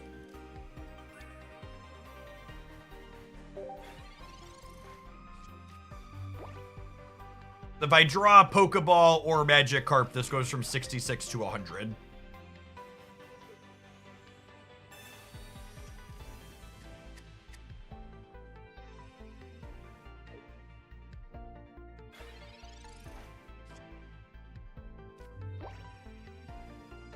Okay, and now this turn, I need to communication despite still being 66%, because, next turn, the stage 1 of this deals 40, and they could retreat to it plus Cyrus me. I didn't take this line last turn because they couldn't clear the Magikarp. But now they have a combination of cards that's likely in their deck that lets them threaten to clear the Magikarp next turn. Well, we'll play around that.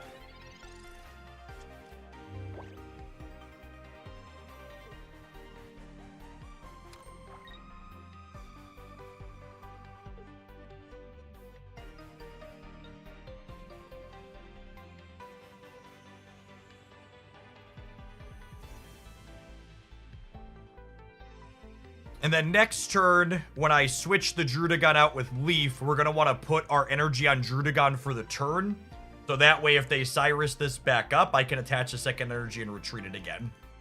And obviously, Gyarados' Whirlpool could rip something away at random and kind of mess up that math, but it plays around their ideal sequencing.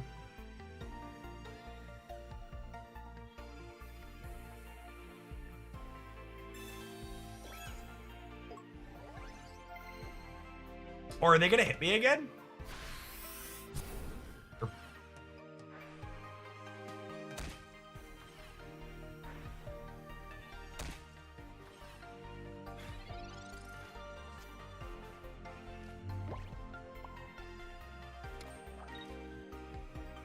Second Son UK, thank you for the Prime support.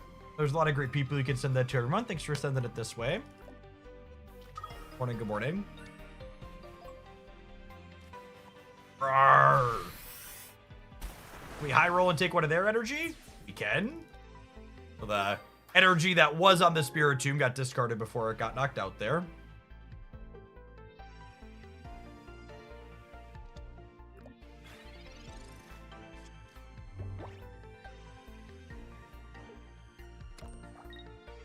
The pro move is to tap the like on the YouTube stream and then hang out here. Nice.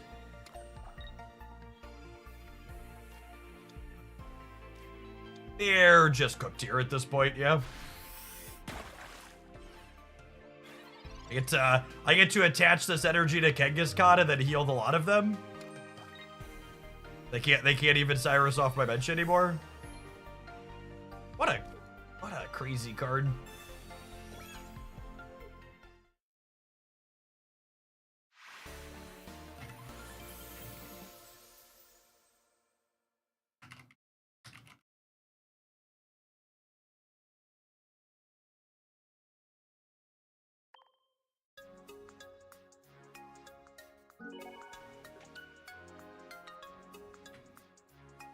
Poor Mickey. They were so fine. And Irida was here to crush him anyways. Dreams absolutely savaged.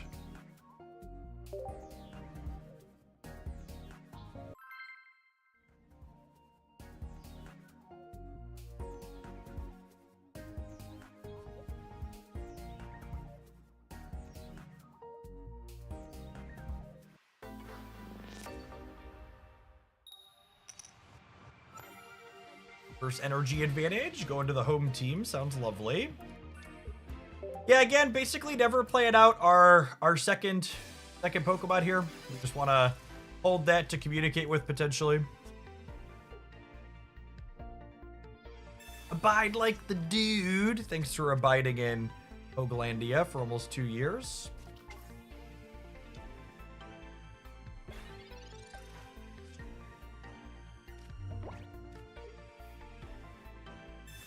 I mean, I guess I'll put an energy here, but I'm not happy about it.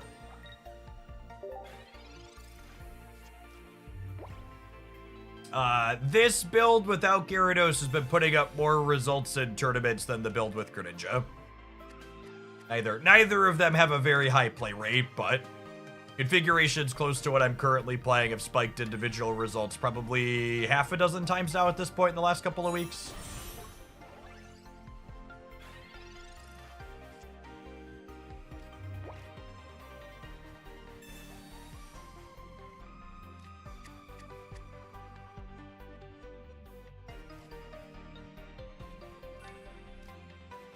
Time for Mama to throw hands.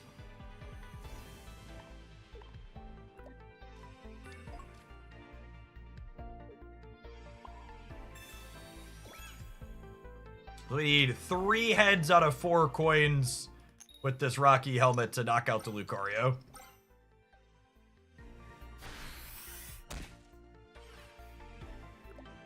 And I suppose even if we only hit 2 heads and 4 coins, we trade when they knock us twice.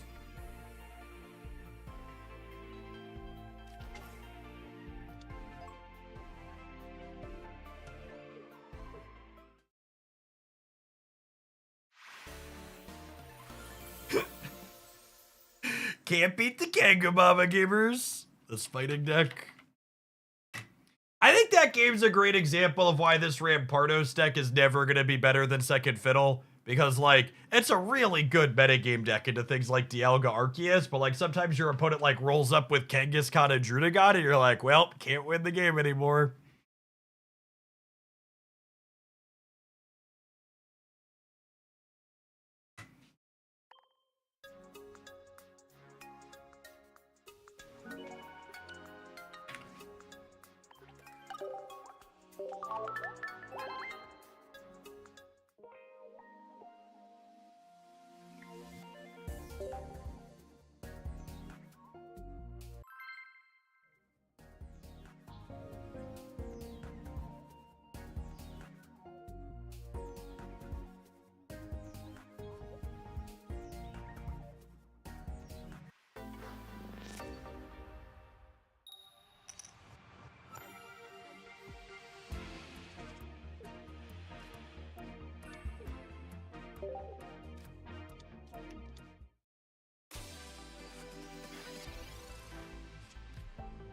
These next 6 weeks are going to feel like forever. I really hope Dita's going to drop a pack at the end of the month when rank drops.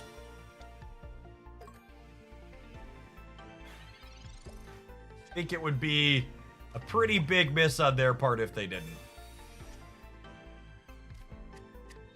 I think with the Magikarp draw here, I actually don't research since they're a Chatot deck. 2 months between content releases is an actual eternity in a live service game. And they've been doing live service games for a while, so I would hope they're not going to do that.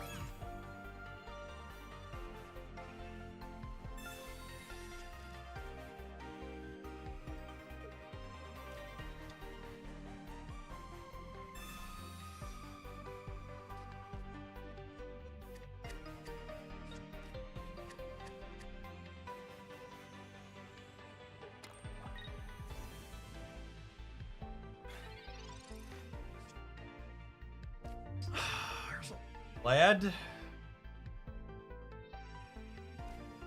Part of me doesn't want to do this. Dude, I do need to get to copies of Leaf eventually, though. And drawing the Rocky. I guess we have a lot of cards I can play to stay at 2 cards here.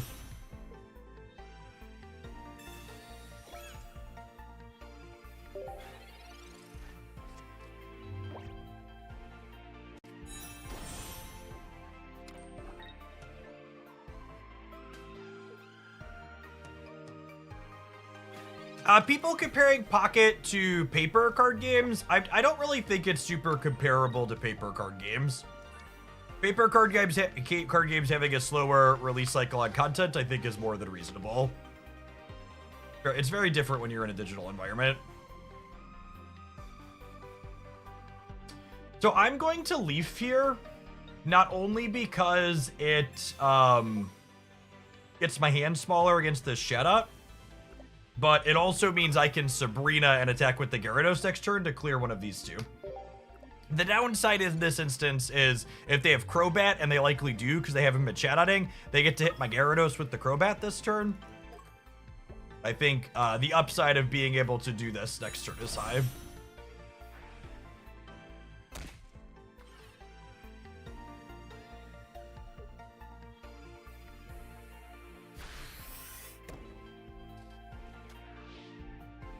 Did they just turn 3 cards into 1? The gamer.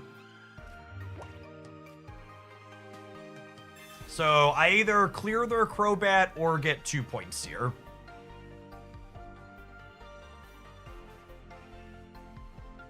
And I also have a 2 out of 7 to win the game on the spot. Because if this Gyarados takes an energy off this Arceus, they're just dead.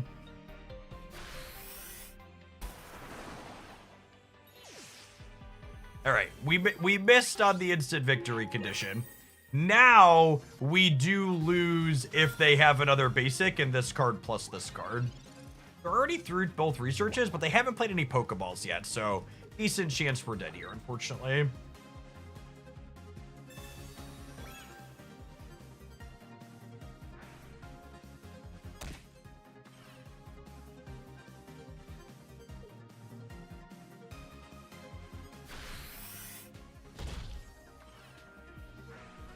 All right, and I don't think I could win this game, so drawing it is better.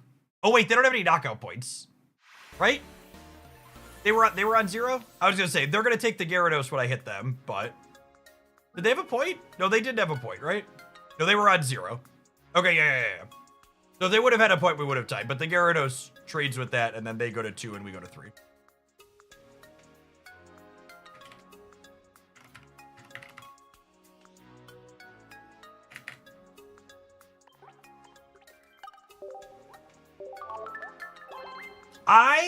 And this is something that always happens in card games, is I would bet our metagame's not necessarily fully developed, and I bet there's a handful of older cards like Gyarados has been spiking a bunch of results. There's actually been a handful of Mewtwo decks putting up results in tournaments as well.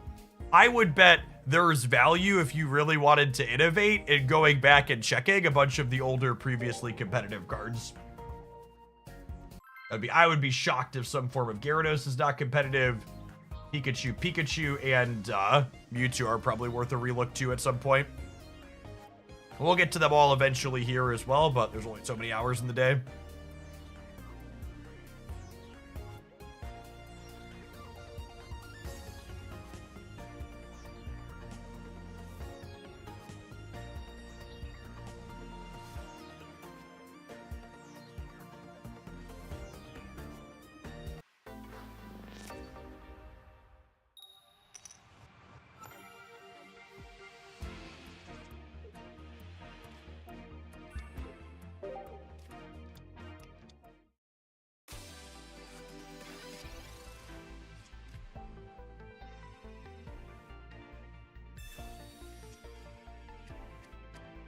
We're doing all pocket today. No, we'll be doing Snap this afternoon.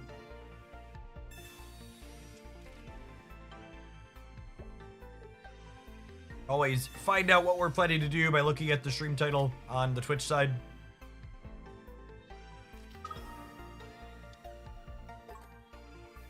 Baby and Big Arceus. I wonder if they're playing more than 2.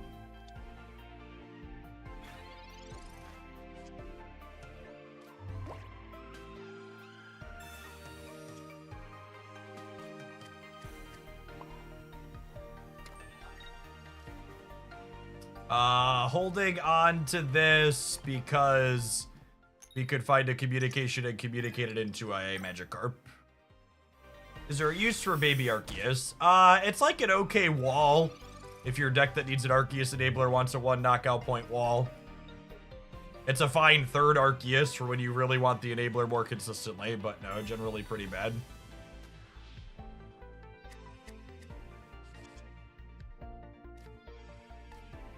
Shout out to my opponent's Mars for making my hand markedly better here. Just like classic example of why Mars and red card being card advantage is utter bunk and nonsense.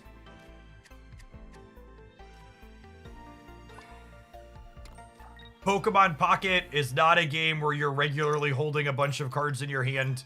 If I have 5 cards in my hand, it's probably because my hand is awkward and not very good.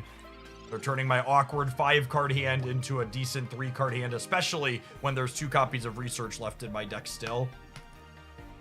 So colossally bad.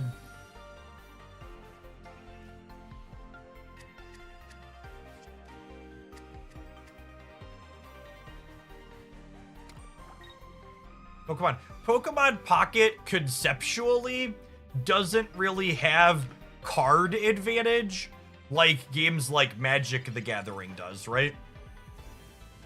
Like Pokemon Pocket is a game that's about having the right cards, not about having more cards. Now, a consideration / question here is, do I try a communication for the Gyarados? There's a Magikarp, 2 Druddigons, 2 Gyaradoses in my deck. If I hit double heads and they have Sabrina, I get punished for not looking for Gyarados or not playing a bench out, but I think that's wrong to play around. Kanga hits average variance here. They can't Leaf and Sabrina me, so should be good at this point.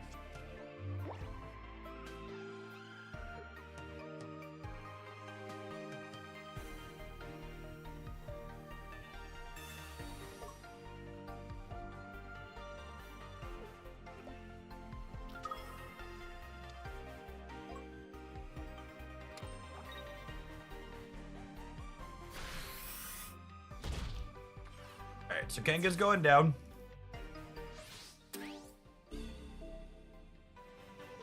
This is probably going to be a Tempo Sabrina angle.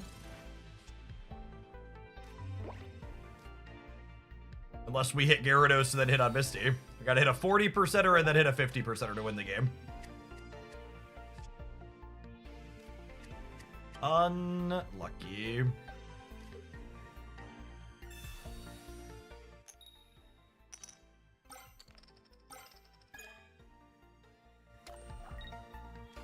Alright, I mean, if they don't have a Sabrina, I get a redraw.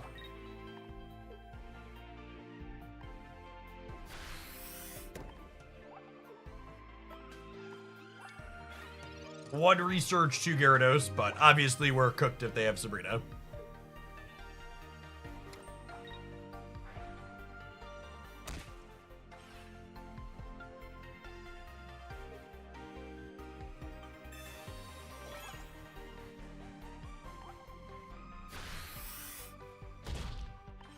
Alright, 33% gamers.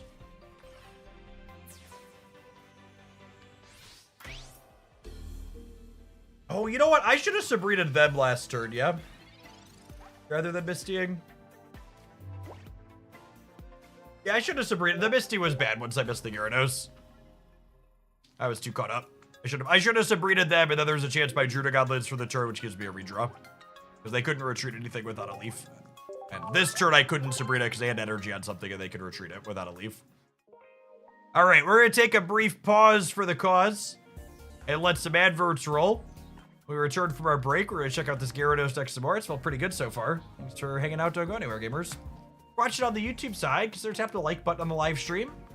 Like the Pokemon Pocket Live stuff lets the algorithm know people are enjoying it and shares it up to some more people.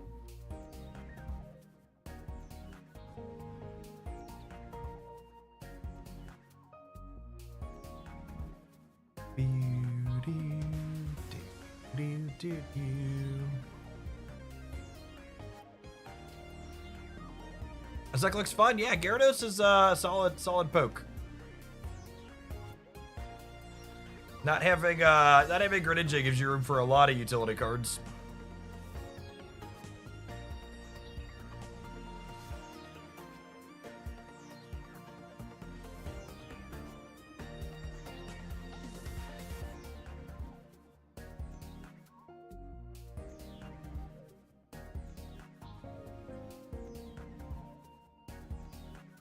Has Gyarados lived long enough to become the hero? Definitely. I think Gyarados is definitely the hero in our current metagame.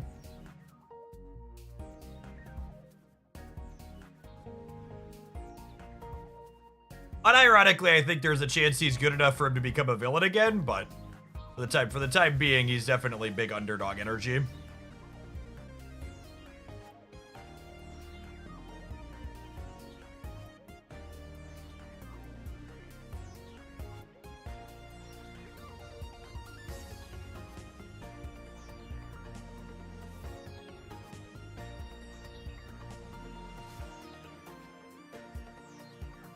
The suite of traitors. Listen, there's a flared Gyarados in there too, okay?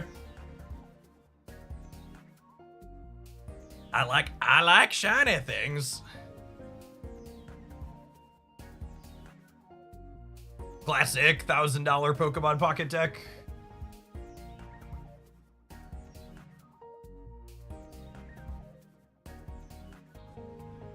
Before we dive back into gameplay with this, I'd like to give a shout out to our stream sponsor this bunch, Match Masters. They're a Match 3 mobile game on Android and iOS. If you haven't checked them out before, you can give them a download using my link for an easy way to support my content. Like a lot of the mobile game sponsors I've done in the past, there are specific goals you can hit in this game that give me an extra bonus, so I appreciate the people that are doing those. And with this new website, GrabTap, that this promo is being run from, hitting those goals can be beneficial to you at home too. So you can see we've had 33 Hoaglandians pick up Matchmasters so far, and they've earned a bunch of trophies. It looks like we've even got one person all the way down here that's earned 3,800 trophies. And by doing that, they've picked up over 10,000 points on the GrabTap site, which they get to turn into points for gift cards to places like Amazon, Dunkin', Target, and even Xbox and Twitch, among other places. So if you want an easy way to support my content, you can check out Matchmasters or any of the other games that are up on the GrabTap site. Complete the goals, get some points, support my stuff, and get some goodies for yourself at home as well.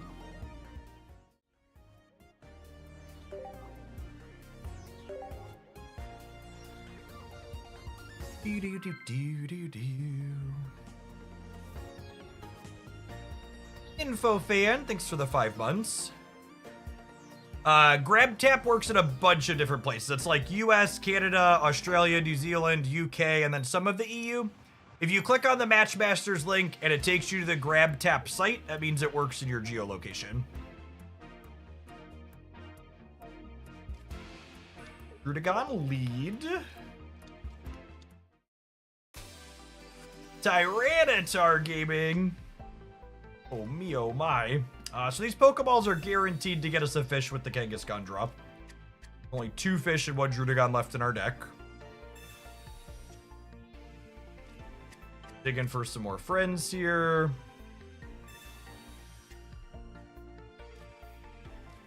And then effectively, there's 3 copies of Gyarados in the deck at this point. 1 communication and 2 actual Gyarados. Although I suppose the communication is only 66%. But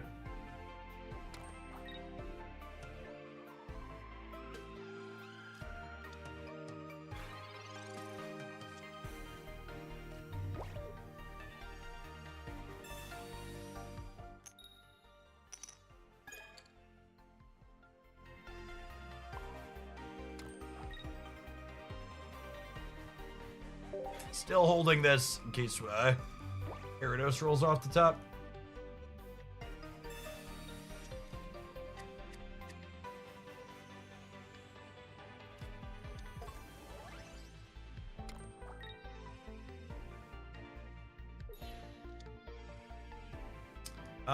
Regirock is the lead. Largely doesn't matter here. It still dies in 1 to Gyarados.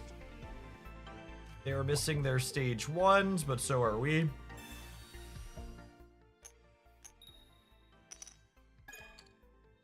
Missing our Misties here as well.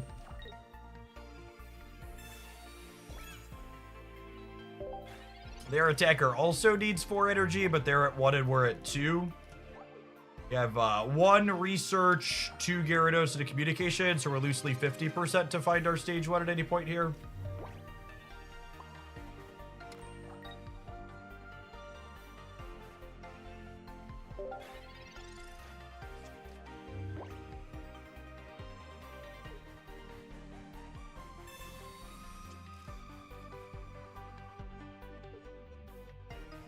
If they're playing Tyranitar, how much does anything matter? I mean, their Tyranitar does 160 with Arceus. And our Gyarados would... what's it called? Our Gyarados would go down to 160 after it clears the Regirock, so... If we clear this when they have their stage 1, it's actually a little scary for us, yeah?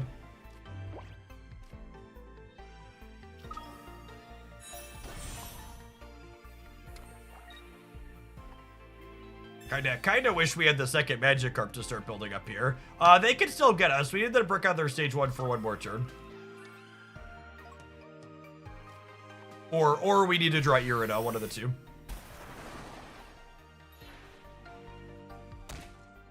They can take a hit on this one. Although, I guess if they don't have another basic, we can Sabrina up the Arceus and clean it out.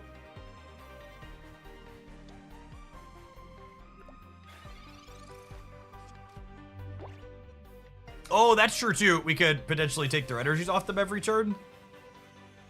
But we'd have to do that multiple turns in a row, which is pretty unlikely.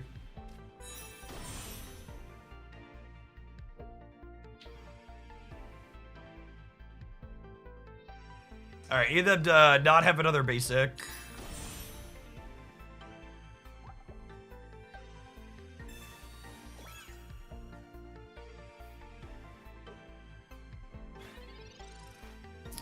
So, saying there's a chance.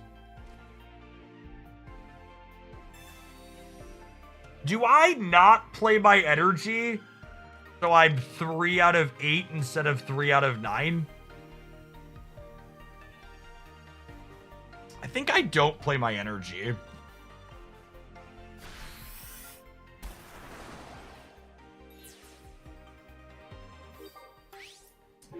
Did not pay off, but they don't have another Arceus, they're dead here.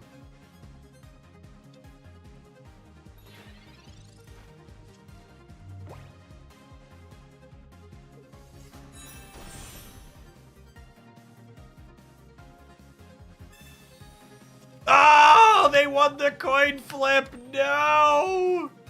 Granny, why?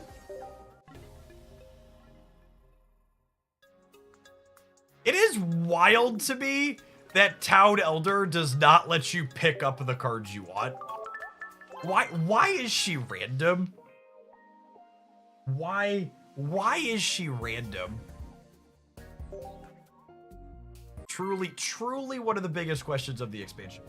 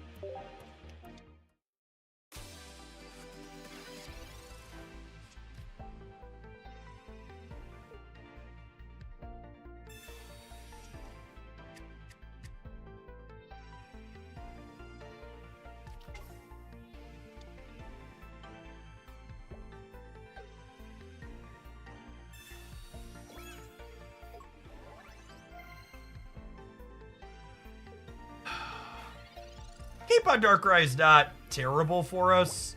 What would be terrible for us here is if we don't find that other basic, though. Not a Magikarp. Like my 75% to be not Magikarp. Please? I'm out. Deuces. Am I putting a hat on this? I don't think so. I don't think so.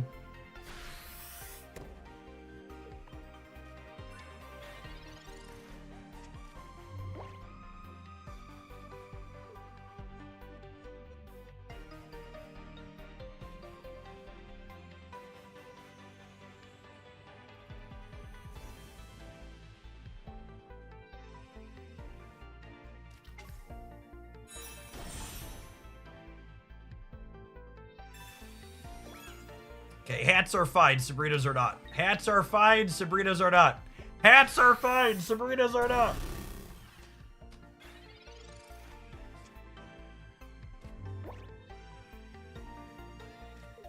And for my next trick... Oh, I only needed one, gamers. It's fine. This Magikarp can take one for the team, yeah?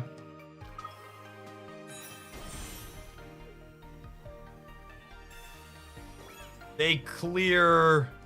We put Magikarp up. They clear. We're ready to start attacking.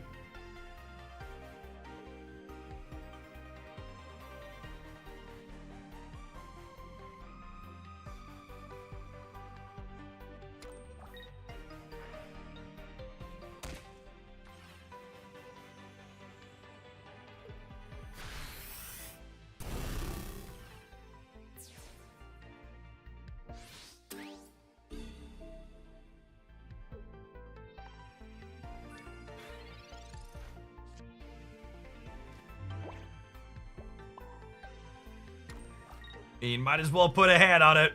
Hat's not doing anything else. Oh, if that Misty hit, we were definitely winning. Without the Misty hit, I think I need to draw Irida, yeah? Because what? I'm gonna take 60. Oh, they have Sabrina.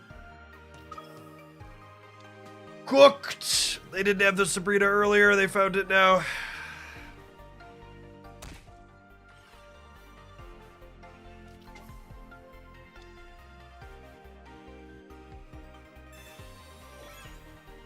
Does Irida save me? I'm taking 90 down to 70. Nah, Irida doesn't save me because of the Sabrina. Yep. Right. Darkrai was set up. Not hitting on the Misty meant the Darkrai was ready to go by the time we cleared the Weavile.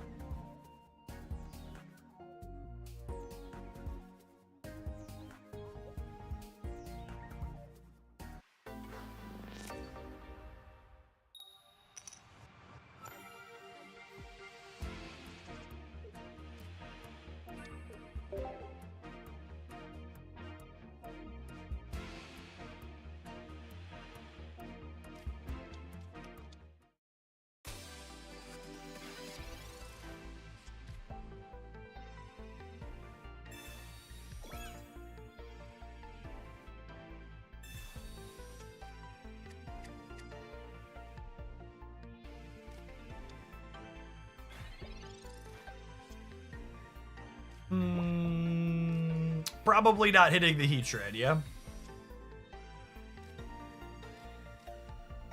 Like one baby fish, please. So bad at drawing baby fish. Our Pokeballs have been glued to Druddigons.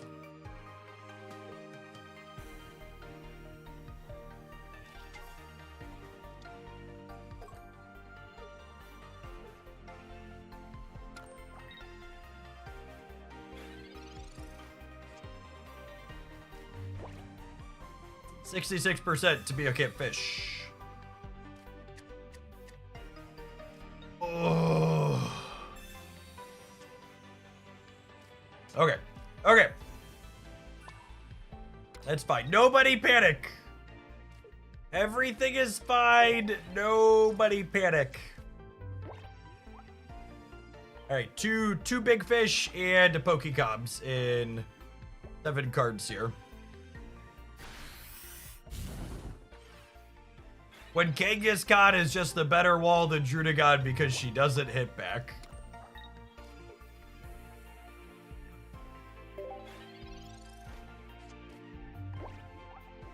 My deck is 50% big fish. Ooh, super rewarded for not playing out my Rocky helmets yet, huh?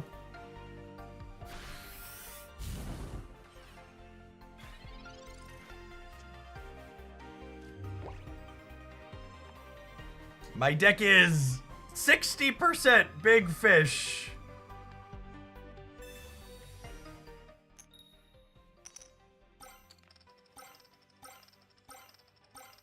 All right, Misty, I'm gonna need you to calm down, girl.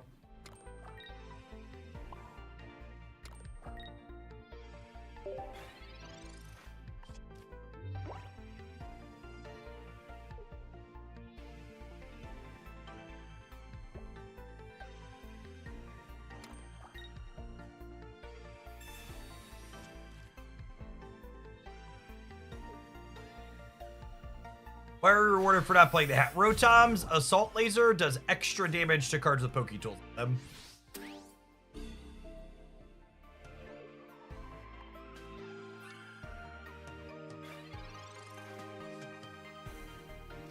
The extra Misty hits actually make our Gyarados worse because it gives us a chance to hit our own energies. Unironically. Oh my goodness! Oh my goodness!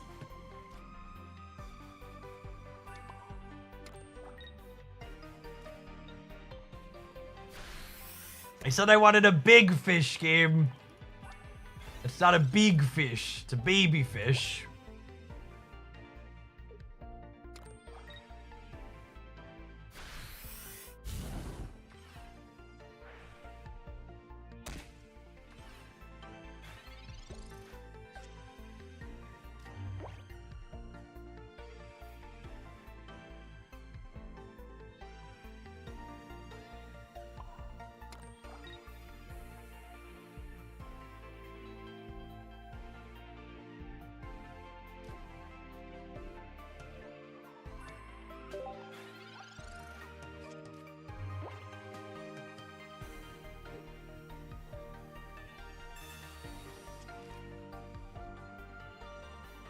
Where's a red card when you need it? Asking the real questions.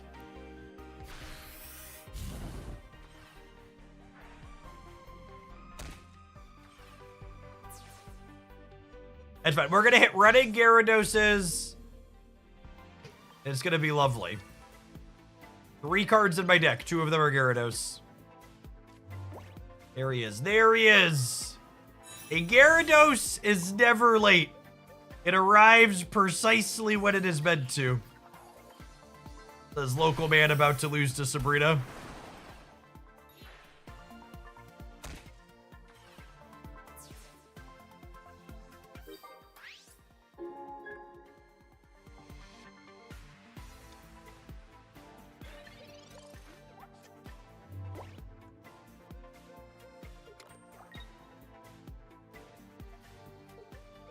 All right, and now I need to win the 50%er to draw another Gyarados next turn. Right? Oh, the Irida's good either way, yeah? I think I still hop on out of here, yeah?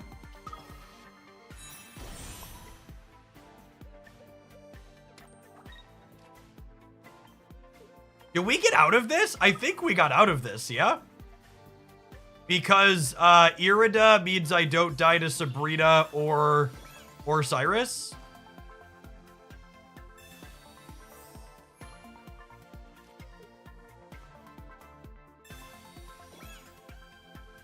That crazy Misty variance actually ended up mattering. It got us out of our bad luck because it gave us 2 Gyarados set up.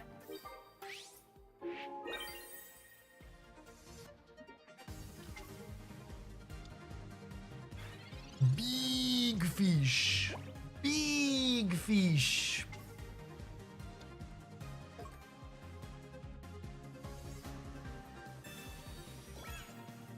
My cape doesn't matter. I have Rocky helmets. Cape doesn't matter. I have Rocky helmets. You get a hat. And you get a hat. Everybody gets a hat.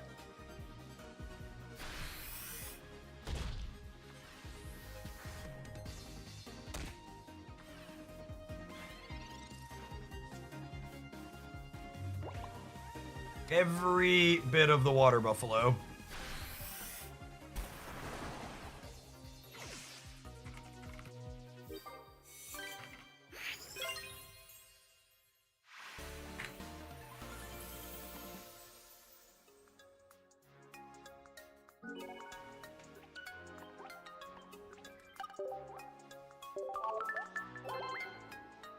A sweet game down to the end.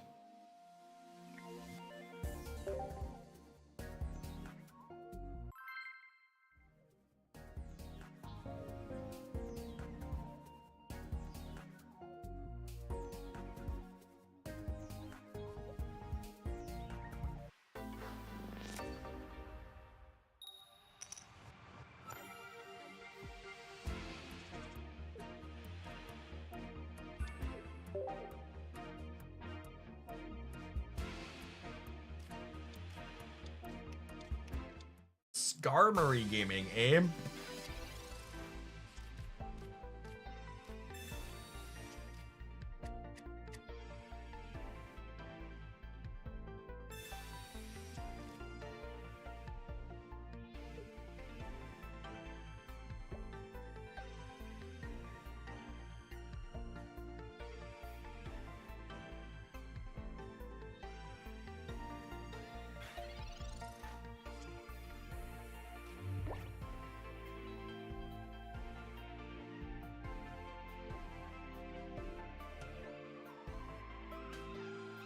Okay, so this is guaranteed to be another 100 hit pointer, which is good because the opponent's archetype is often a Sabrina deck. How do we feel about just letting Mama throw hands here on 1? I think I'm kind of into it.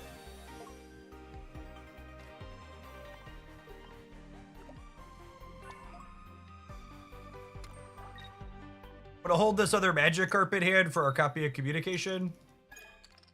Mama was not into the idea of throwing hands. Like, nah, Jeff, sounds like work. I'm not into work.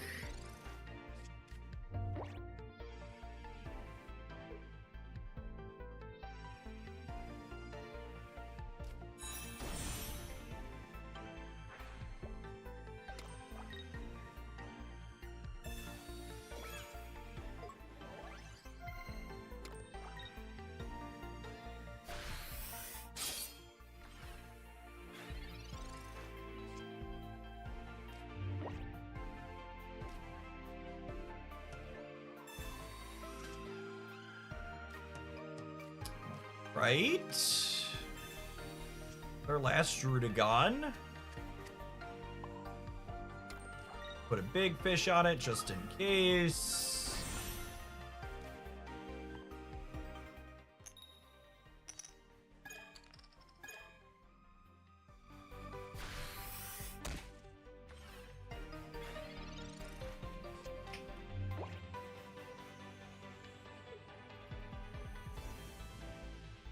Yikes.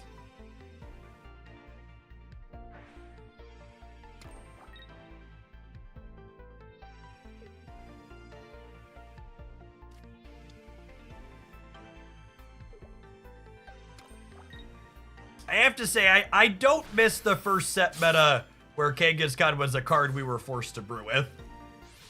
She's fine sometimes, but man, the swings on her are just absolutely brutal.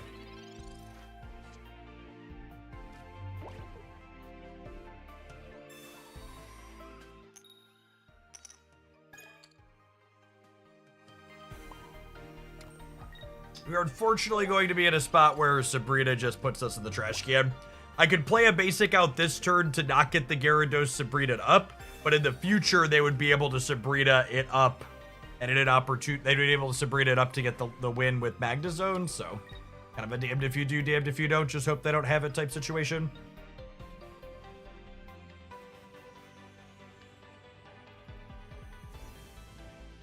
They're more likely to have it as the game goes long, so playing around it early is incorrect when you lose to it late by playing around it early.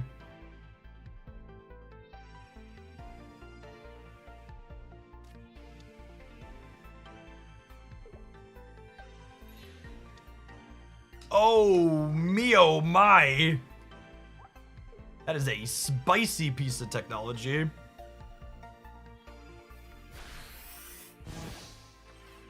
I think that probably means we're dead, right?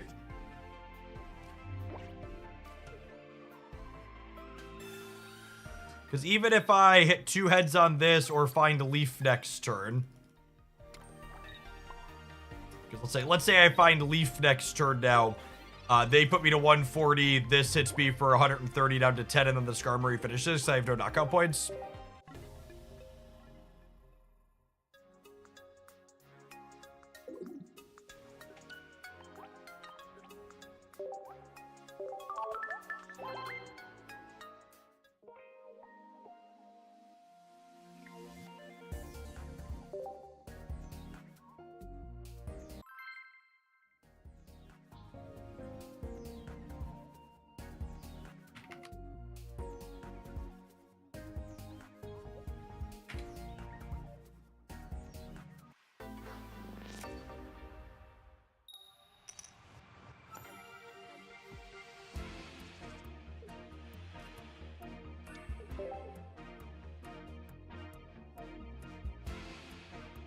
Okay, that could be a baby fish, 50%. 2 Drudagons, 2 baby fish in the deck.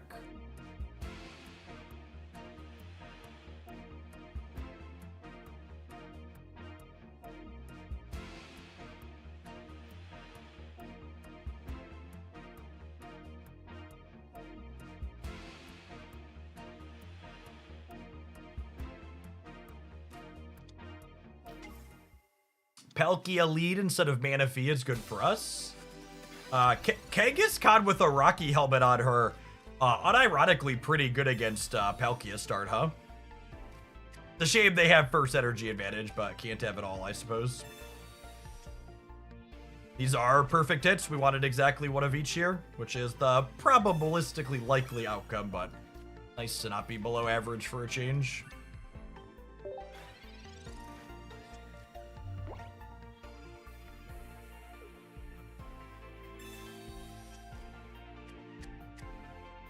Kango with the hat averages 50 damage per turn cycle. Nice for 1 energy. Especially into their 150.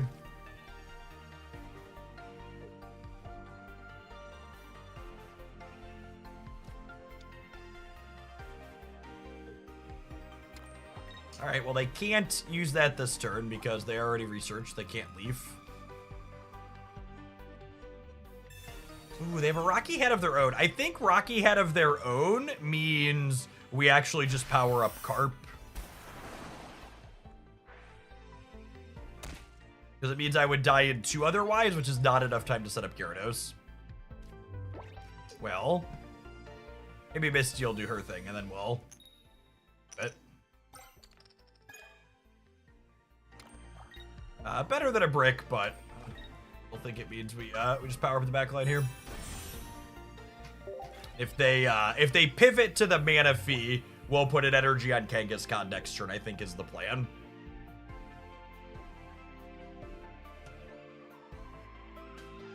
Hey, if they just keep hitting with Palkia, we'll build Gyarados. So our paths diverge in a yellow woods here. Depending on what the opponent does. 1 heads on this is fine. 2 heads on this, we're in trouble. 0, also great.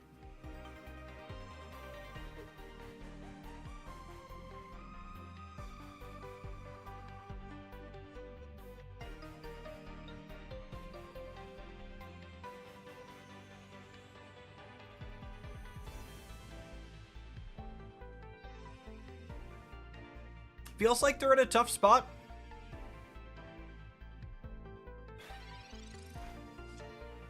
They're just not attacking. Yep. Hats for everyone.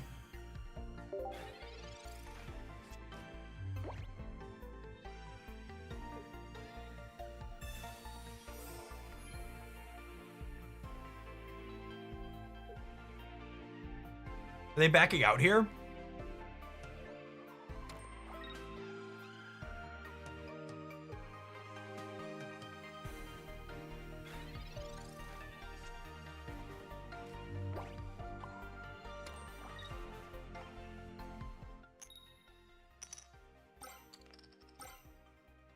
Kanga's like, put me in, coach!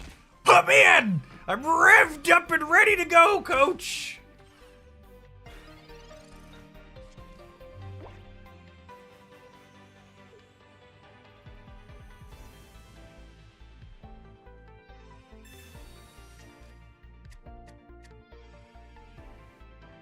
And then with the leaf in hand, even if they don't clear the Kangaskhan this turn, they're probably just dead, yeah?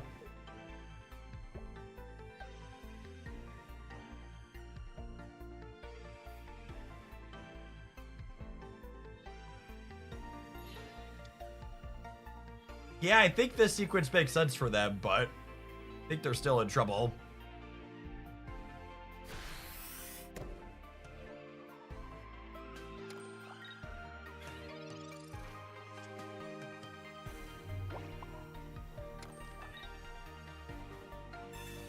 Yeah, remember trying to play Kangaskhan before Leaf existed? What a dark, cruel time that was. We're 3 out of 8 to hit a relevant energy here.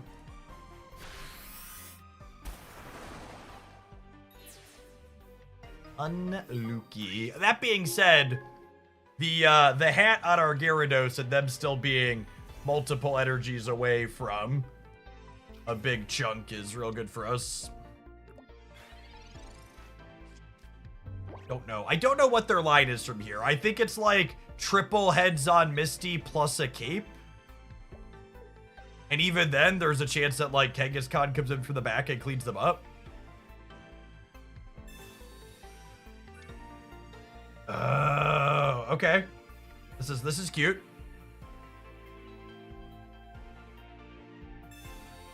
All right, they have a cape. Are they building to a line here?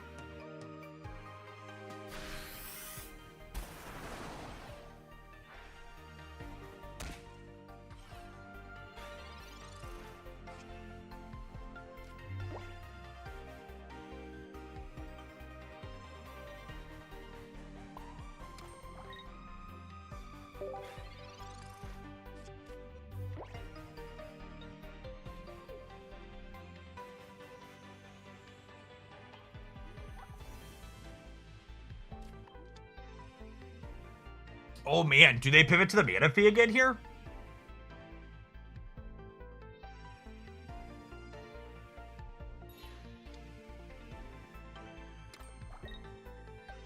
I suppose so, huh?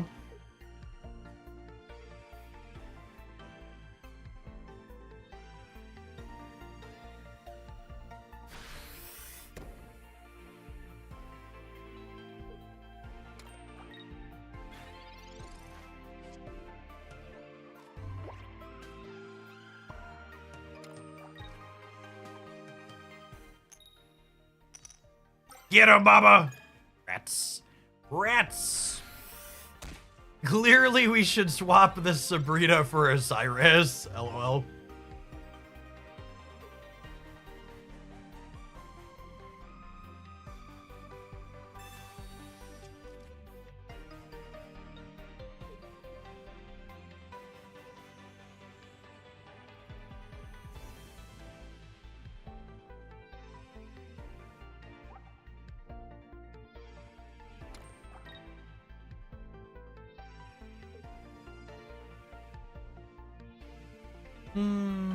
I think we put the next energy on here just so we can threaten a retreat next turn. Wow, they're playing Potion and Cape? That's so much sustain.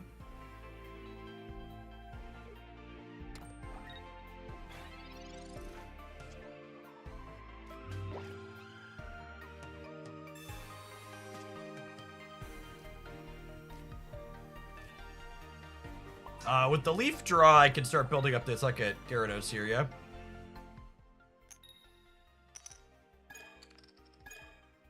Although, I suppose putting the energy on the Kangaskhan means I can retreat and Sabrina in the same turn, which maybe has value. Maybe.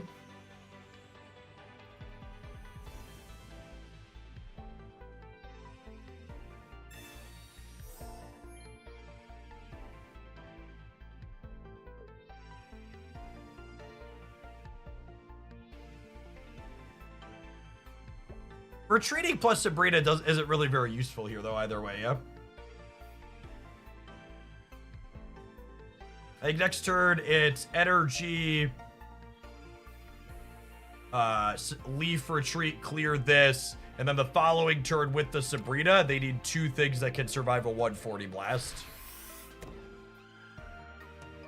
We need to evolve quickly, because Palkia can hit our Magikarp. I mean, I don't want it to evolve until they actually put damage on it, yeah?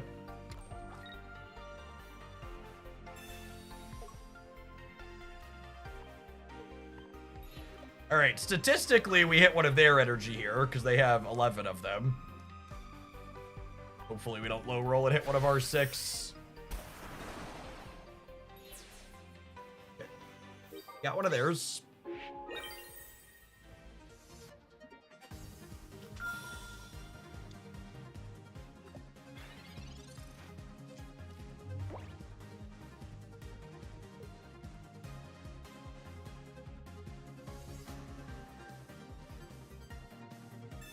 That's not an Irida, gamers. Which means the Sabrina is lethal. Oh, clutch game. Very grindy.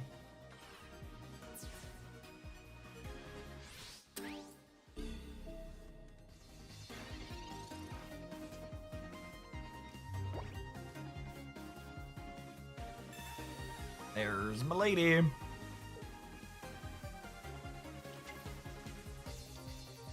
Just enough HP on our 180 monster.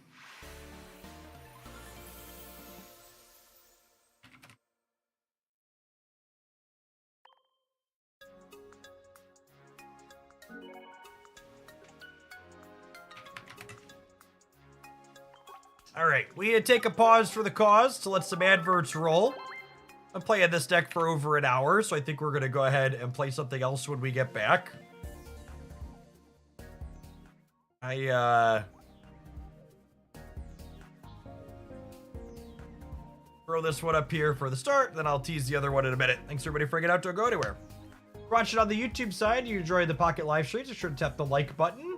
The algorithm know they should consider showing it to more people.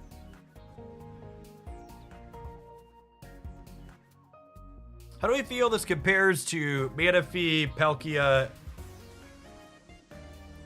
This compares to Manaphy plus the Palkia at Southern Walls. I have no idea, like Carrier. I have to play some games with it. That variation of Gyarados has also put up some results, though. Not as many as this one, but a few. But yeah, I'll be right back. I'm gonna go fill my drink.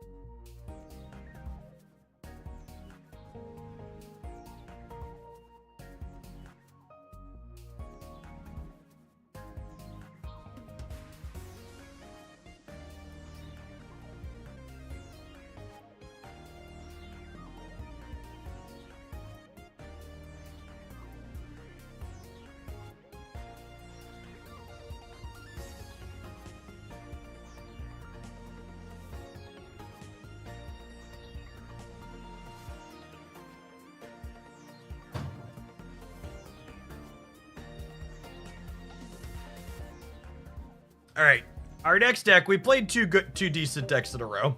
We're gonna play in the deep end of the pool for this next one, I think.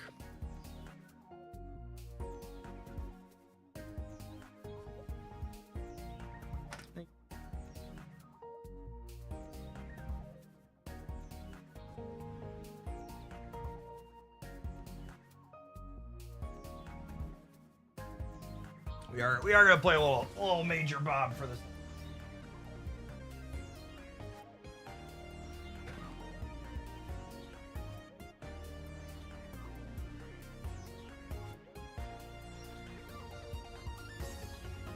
There's a lot of water Pokemon in the metagame, and I was like, why don't we play some lightning friends?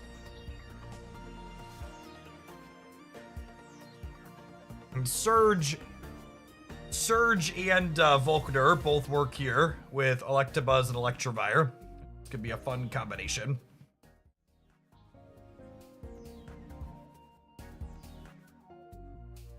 Whoa, they added a Lieutenant Surge Trainer. I know, right?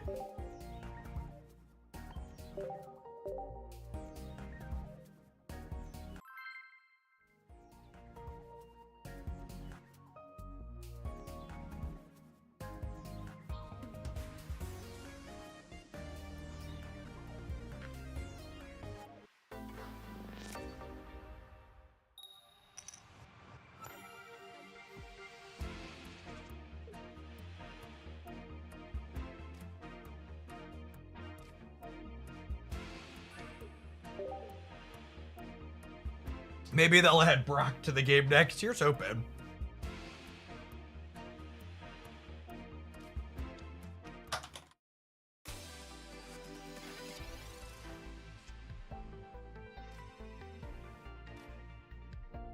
Looking for a Magnemite here.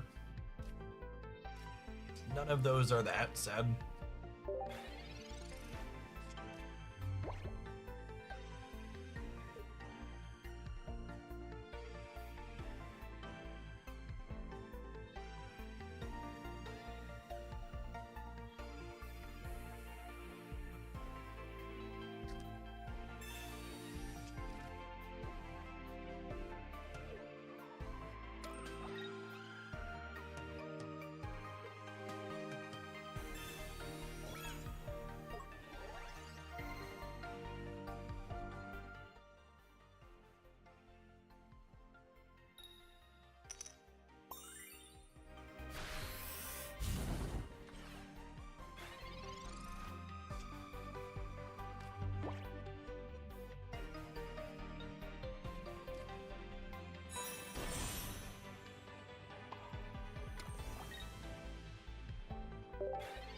Hey, Silver Rarin, thank you for the 2 months. I appreciate that. Welcome back.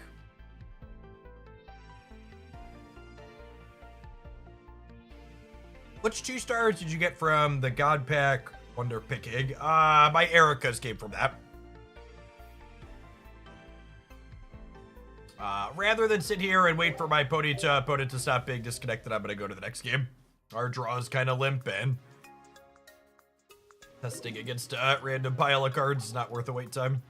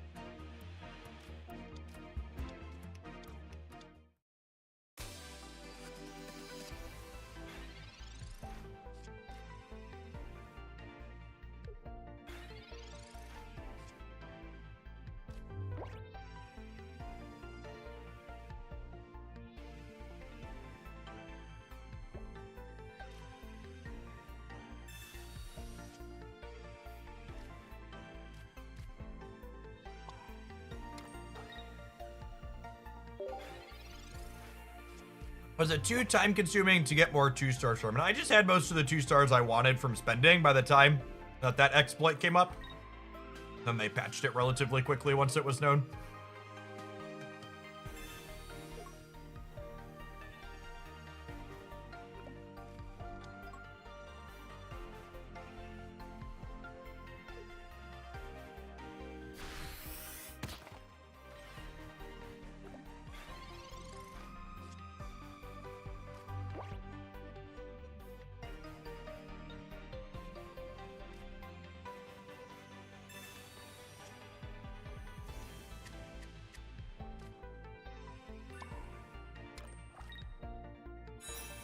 We get to go ahead and evolve here. Oh, I guess we still don't live. In my brain, this was living a hit from what's his name, but I suppose it's not.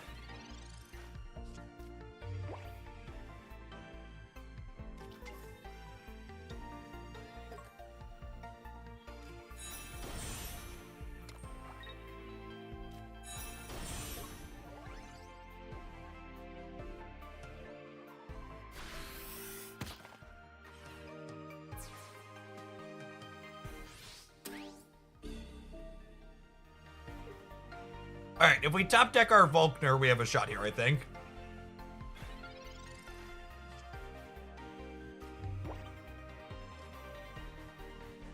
Well, I suppose this is 50% to give us redraws, huh?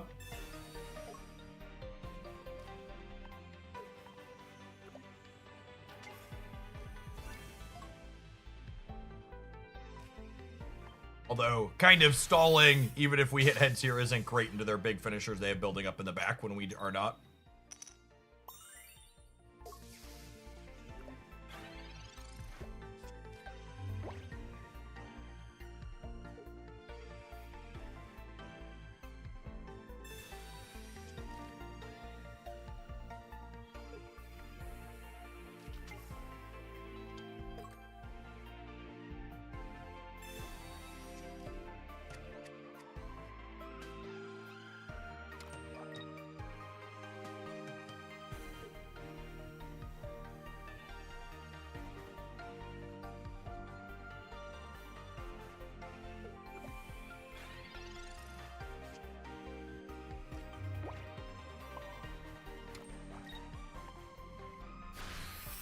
It's a stage 1, chat. Never heard of it in my life. At least we're hitting heads on this one, I suppose, huh?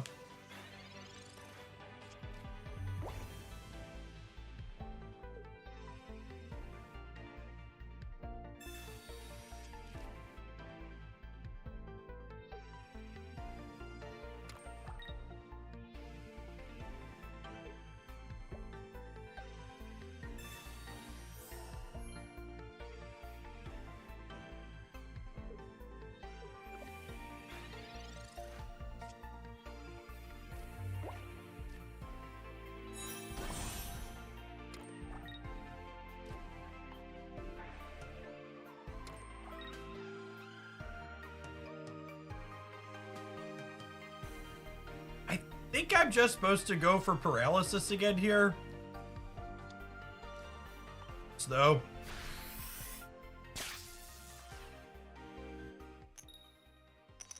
Rip.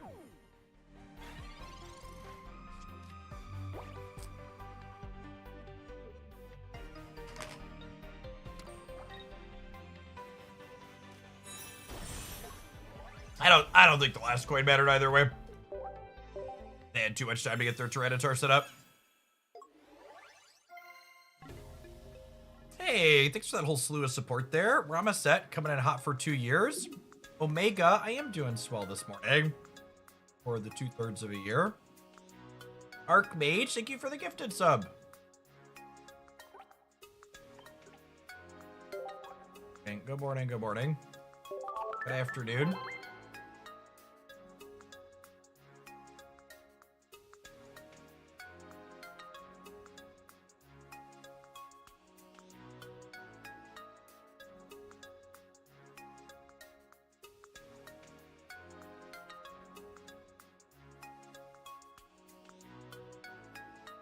You know what? You know what would make me feel a whole lot better, though? We mentioned this earlier today, and there's still an hour or so until it happens. If you live in a state that has a Democratic senator, and you would like Medicaid and SNAP and other important programs to not be gutted in the budget resolution, you should take a second and email or call your senator. Keep their phones clogged all morning. And ask them to vote no on Cloucher and no on the CR. Among giving Mr. Musk and the Doge organization a relatively blank check for spending. It will also cut almost $1 trillion from SNAP over the next decade. Or $1 trillion from Medicaid, sorry, and then also cut money from SNAP and other important social programs. So especially if you live in New York, you should ring Chuck Schumer's line and tell him to grow a spine. Would be great. Post that phone number in chats.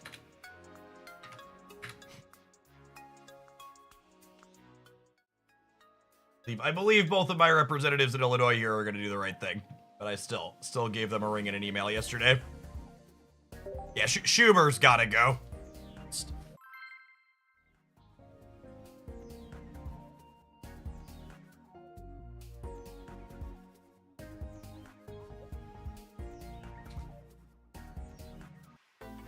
It's not here for the moment.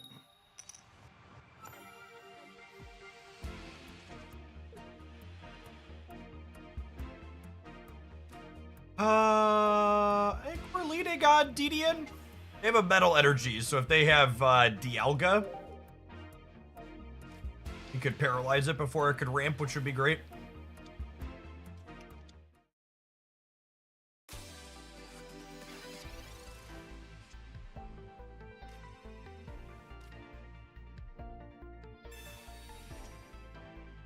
Second Magnemite is worse than Electabuzz, but I think we still play it out here, especially with one Magneton in hand already.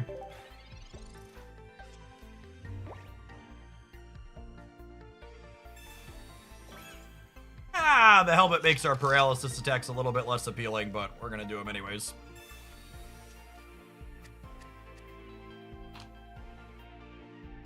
Free to say no more. Thank you for the brand new Prime. I appreciate that. Good afternoon. This is guaranteed to be a buzz. Yeah, we're on 5 basics. Noise. I think we still go for the paralysis here, but it's gonna hurt extra if we miss now.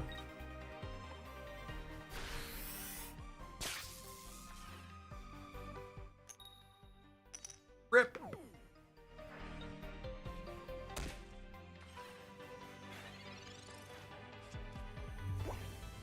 Or DD will have to die to try and paralyze next turn.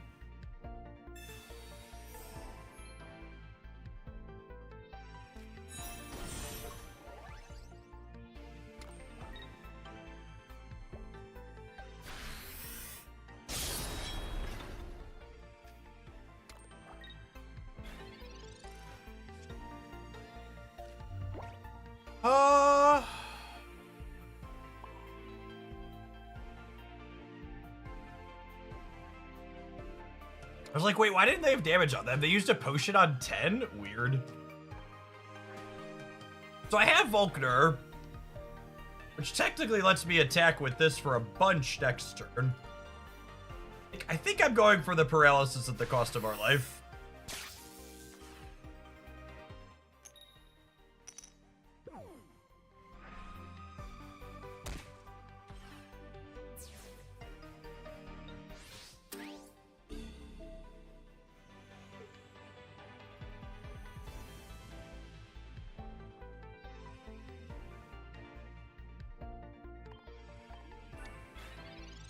This up front lets us hit for 120 next turn. I don't know if that's enough. The Bell Metal's just gonna dog walk us, yeah.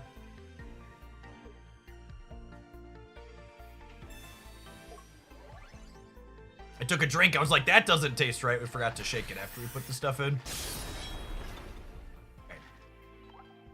This one might be a quick one, gamers. We said we started the day with 2 good decks, so we were gonna give this a try.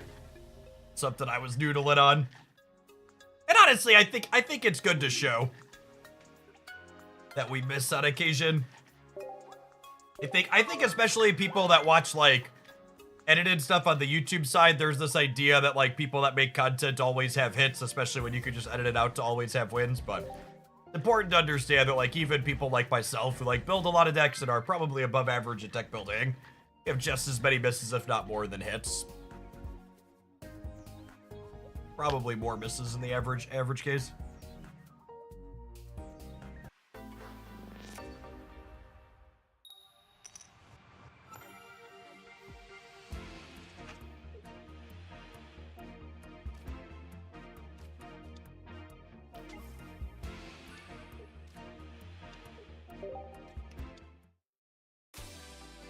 Water Energy Eevee. Could be Manaphy stuff. Could be Irida Leafeon stuff.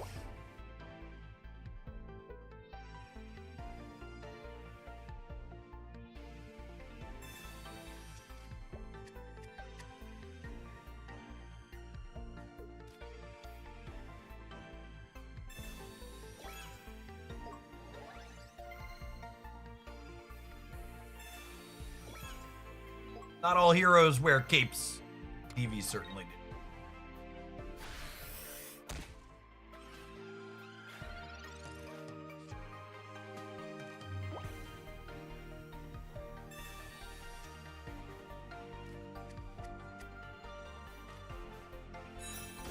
If they're on Leafeon, this is getting cooked regardless of my coin, but I think I'm supposed to try here. If they're on Glaceon, they're not attacking us next turn regardless. Local man about to be mistied.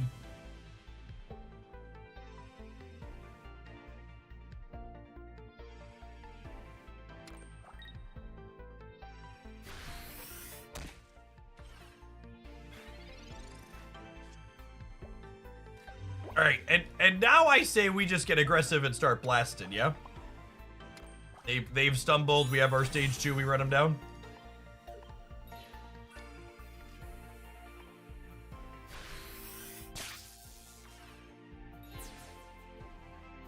Get in the zone. Magna zone.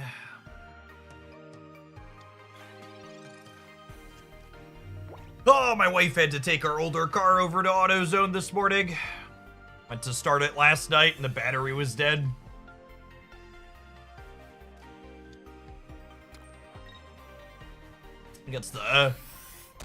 This will be the third time we've replaced the battery in that car in the decade we've owned it.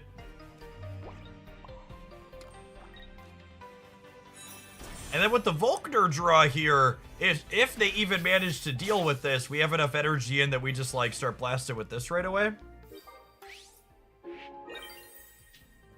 Are you ever a do-it-yourself car guy? Nah.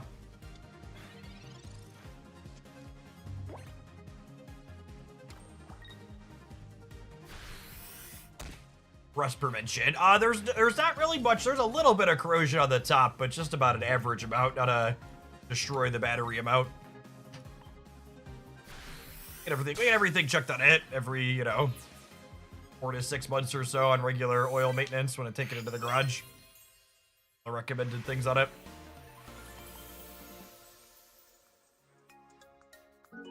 My wife and I own 2 Nissan vehicles because we got them both on 0% financing when they had deals on that, and they will definitely be our last Nissan vehicles. Whenever we finally need to replace our newer one. Or I guess replace the older one. I don't know.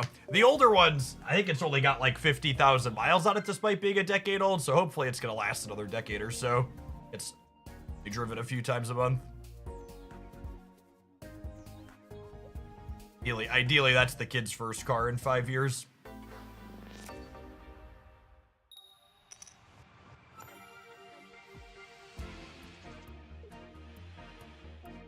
For people who haven't heard me talk about it before, pass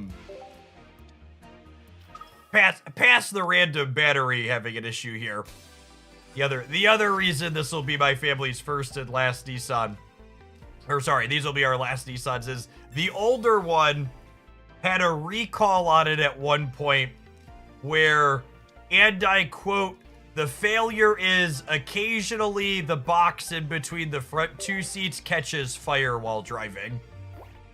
And it took them like a year and a half to figure out the issue and swap out the part that was causing that sporadic issue.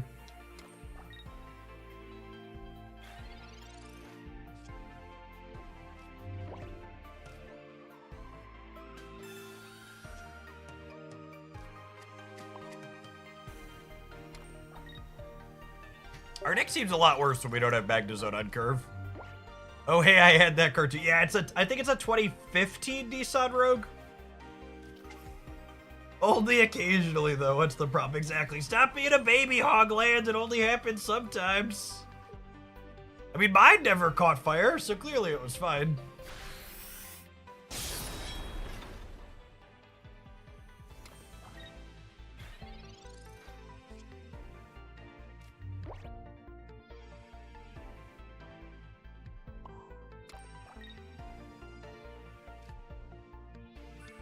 I think I'm gonna try and murder the Shaman here over 2 turns.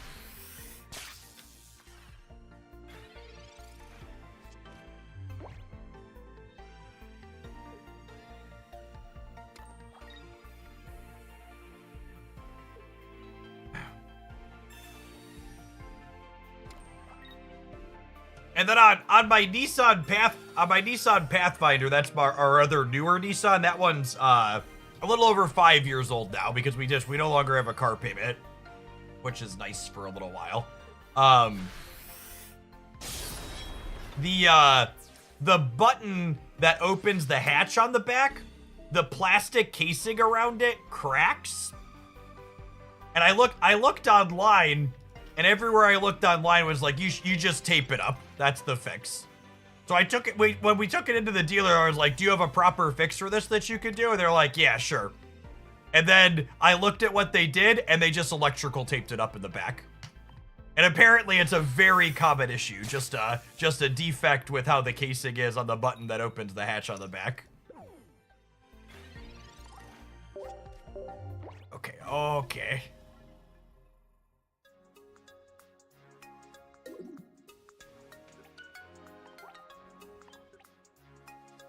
All right, I think I got one more L in me for you, Electabuzz. Time to put up or shut up.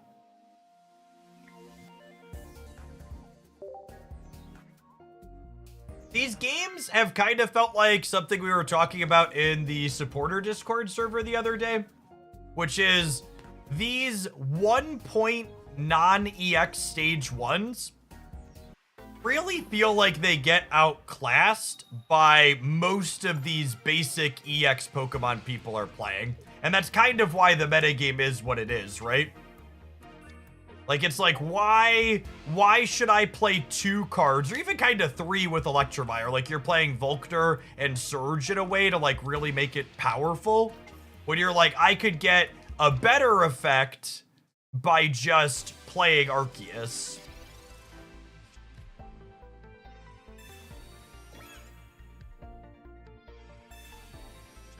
I lied. Done. All right. It's 12:15. I think we're gonna kick on over to checking out the Marvel Snap patch this morning. They had a bunch of card balance updates yesterday. If you want more Pokemon Pocket content from me, I am gonna hit publish on an Arceus Greninja highlight. Speaking of Arceus being a banger, on the Hooglandia Pocket channel now. I'll paste that link in the chat for people that want some more Pokemon stuff. I'm going to be off over the weekend. You can expect daily highlights on the Hooglandia Pocket channel to continue with our meta report on Sunday as well, but I won't be live with more live streams for Pocket again until Monday morning. If you want to continue watching the stream for the Snap stuff on the YouTube side, you'll want to pop on over to the Jeff Hoogland channel. I'm going to go live there now.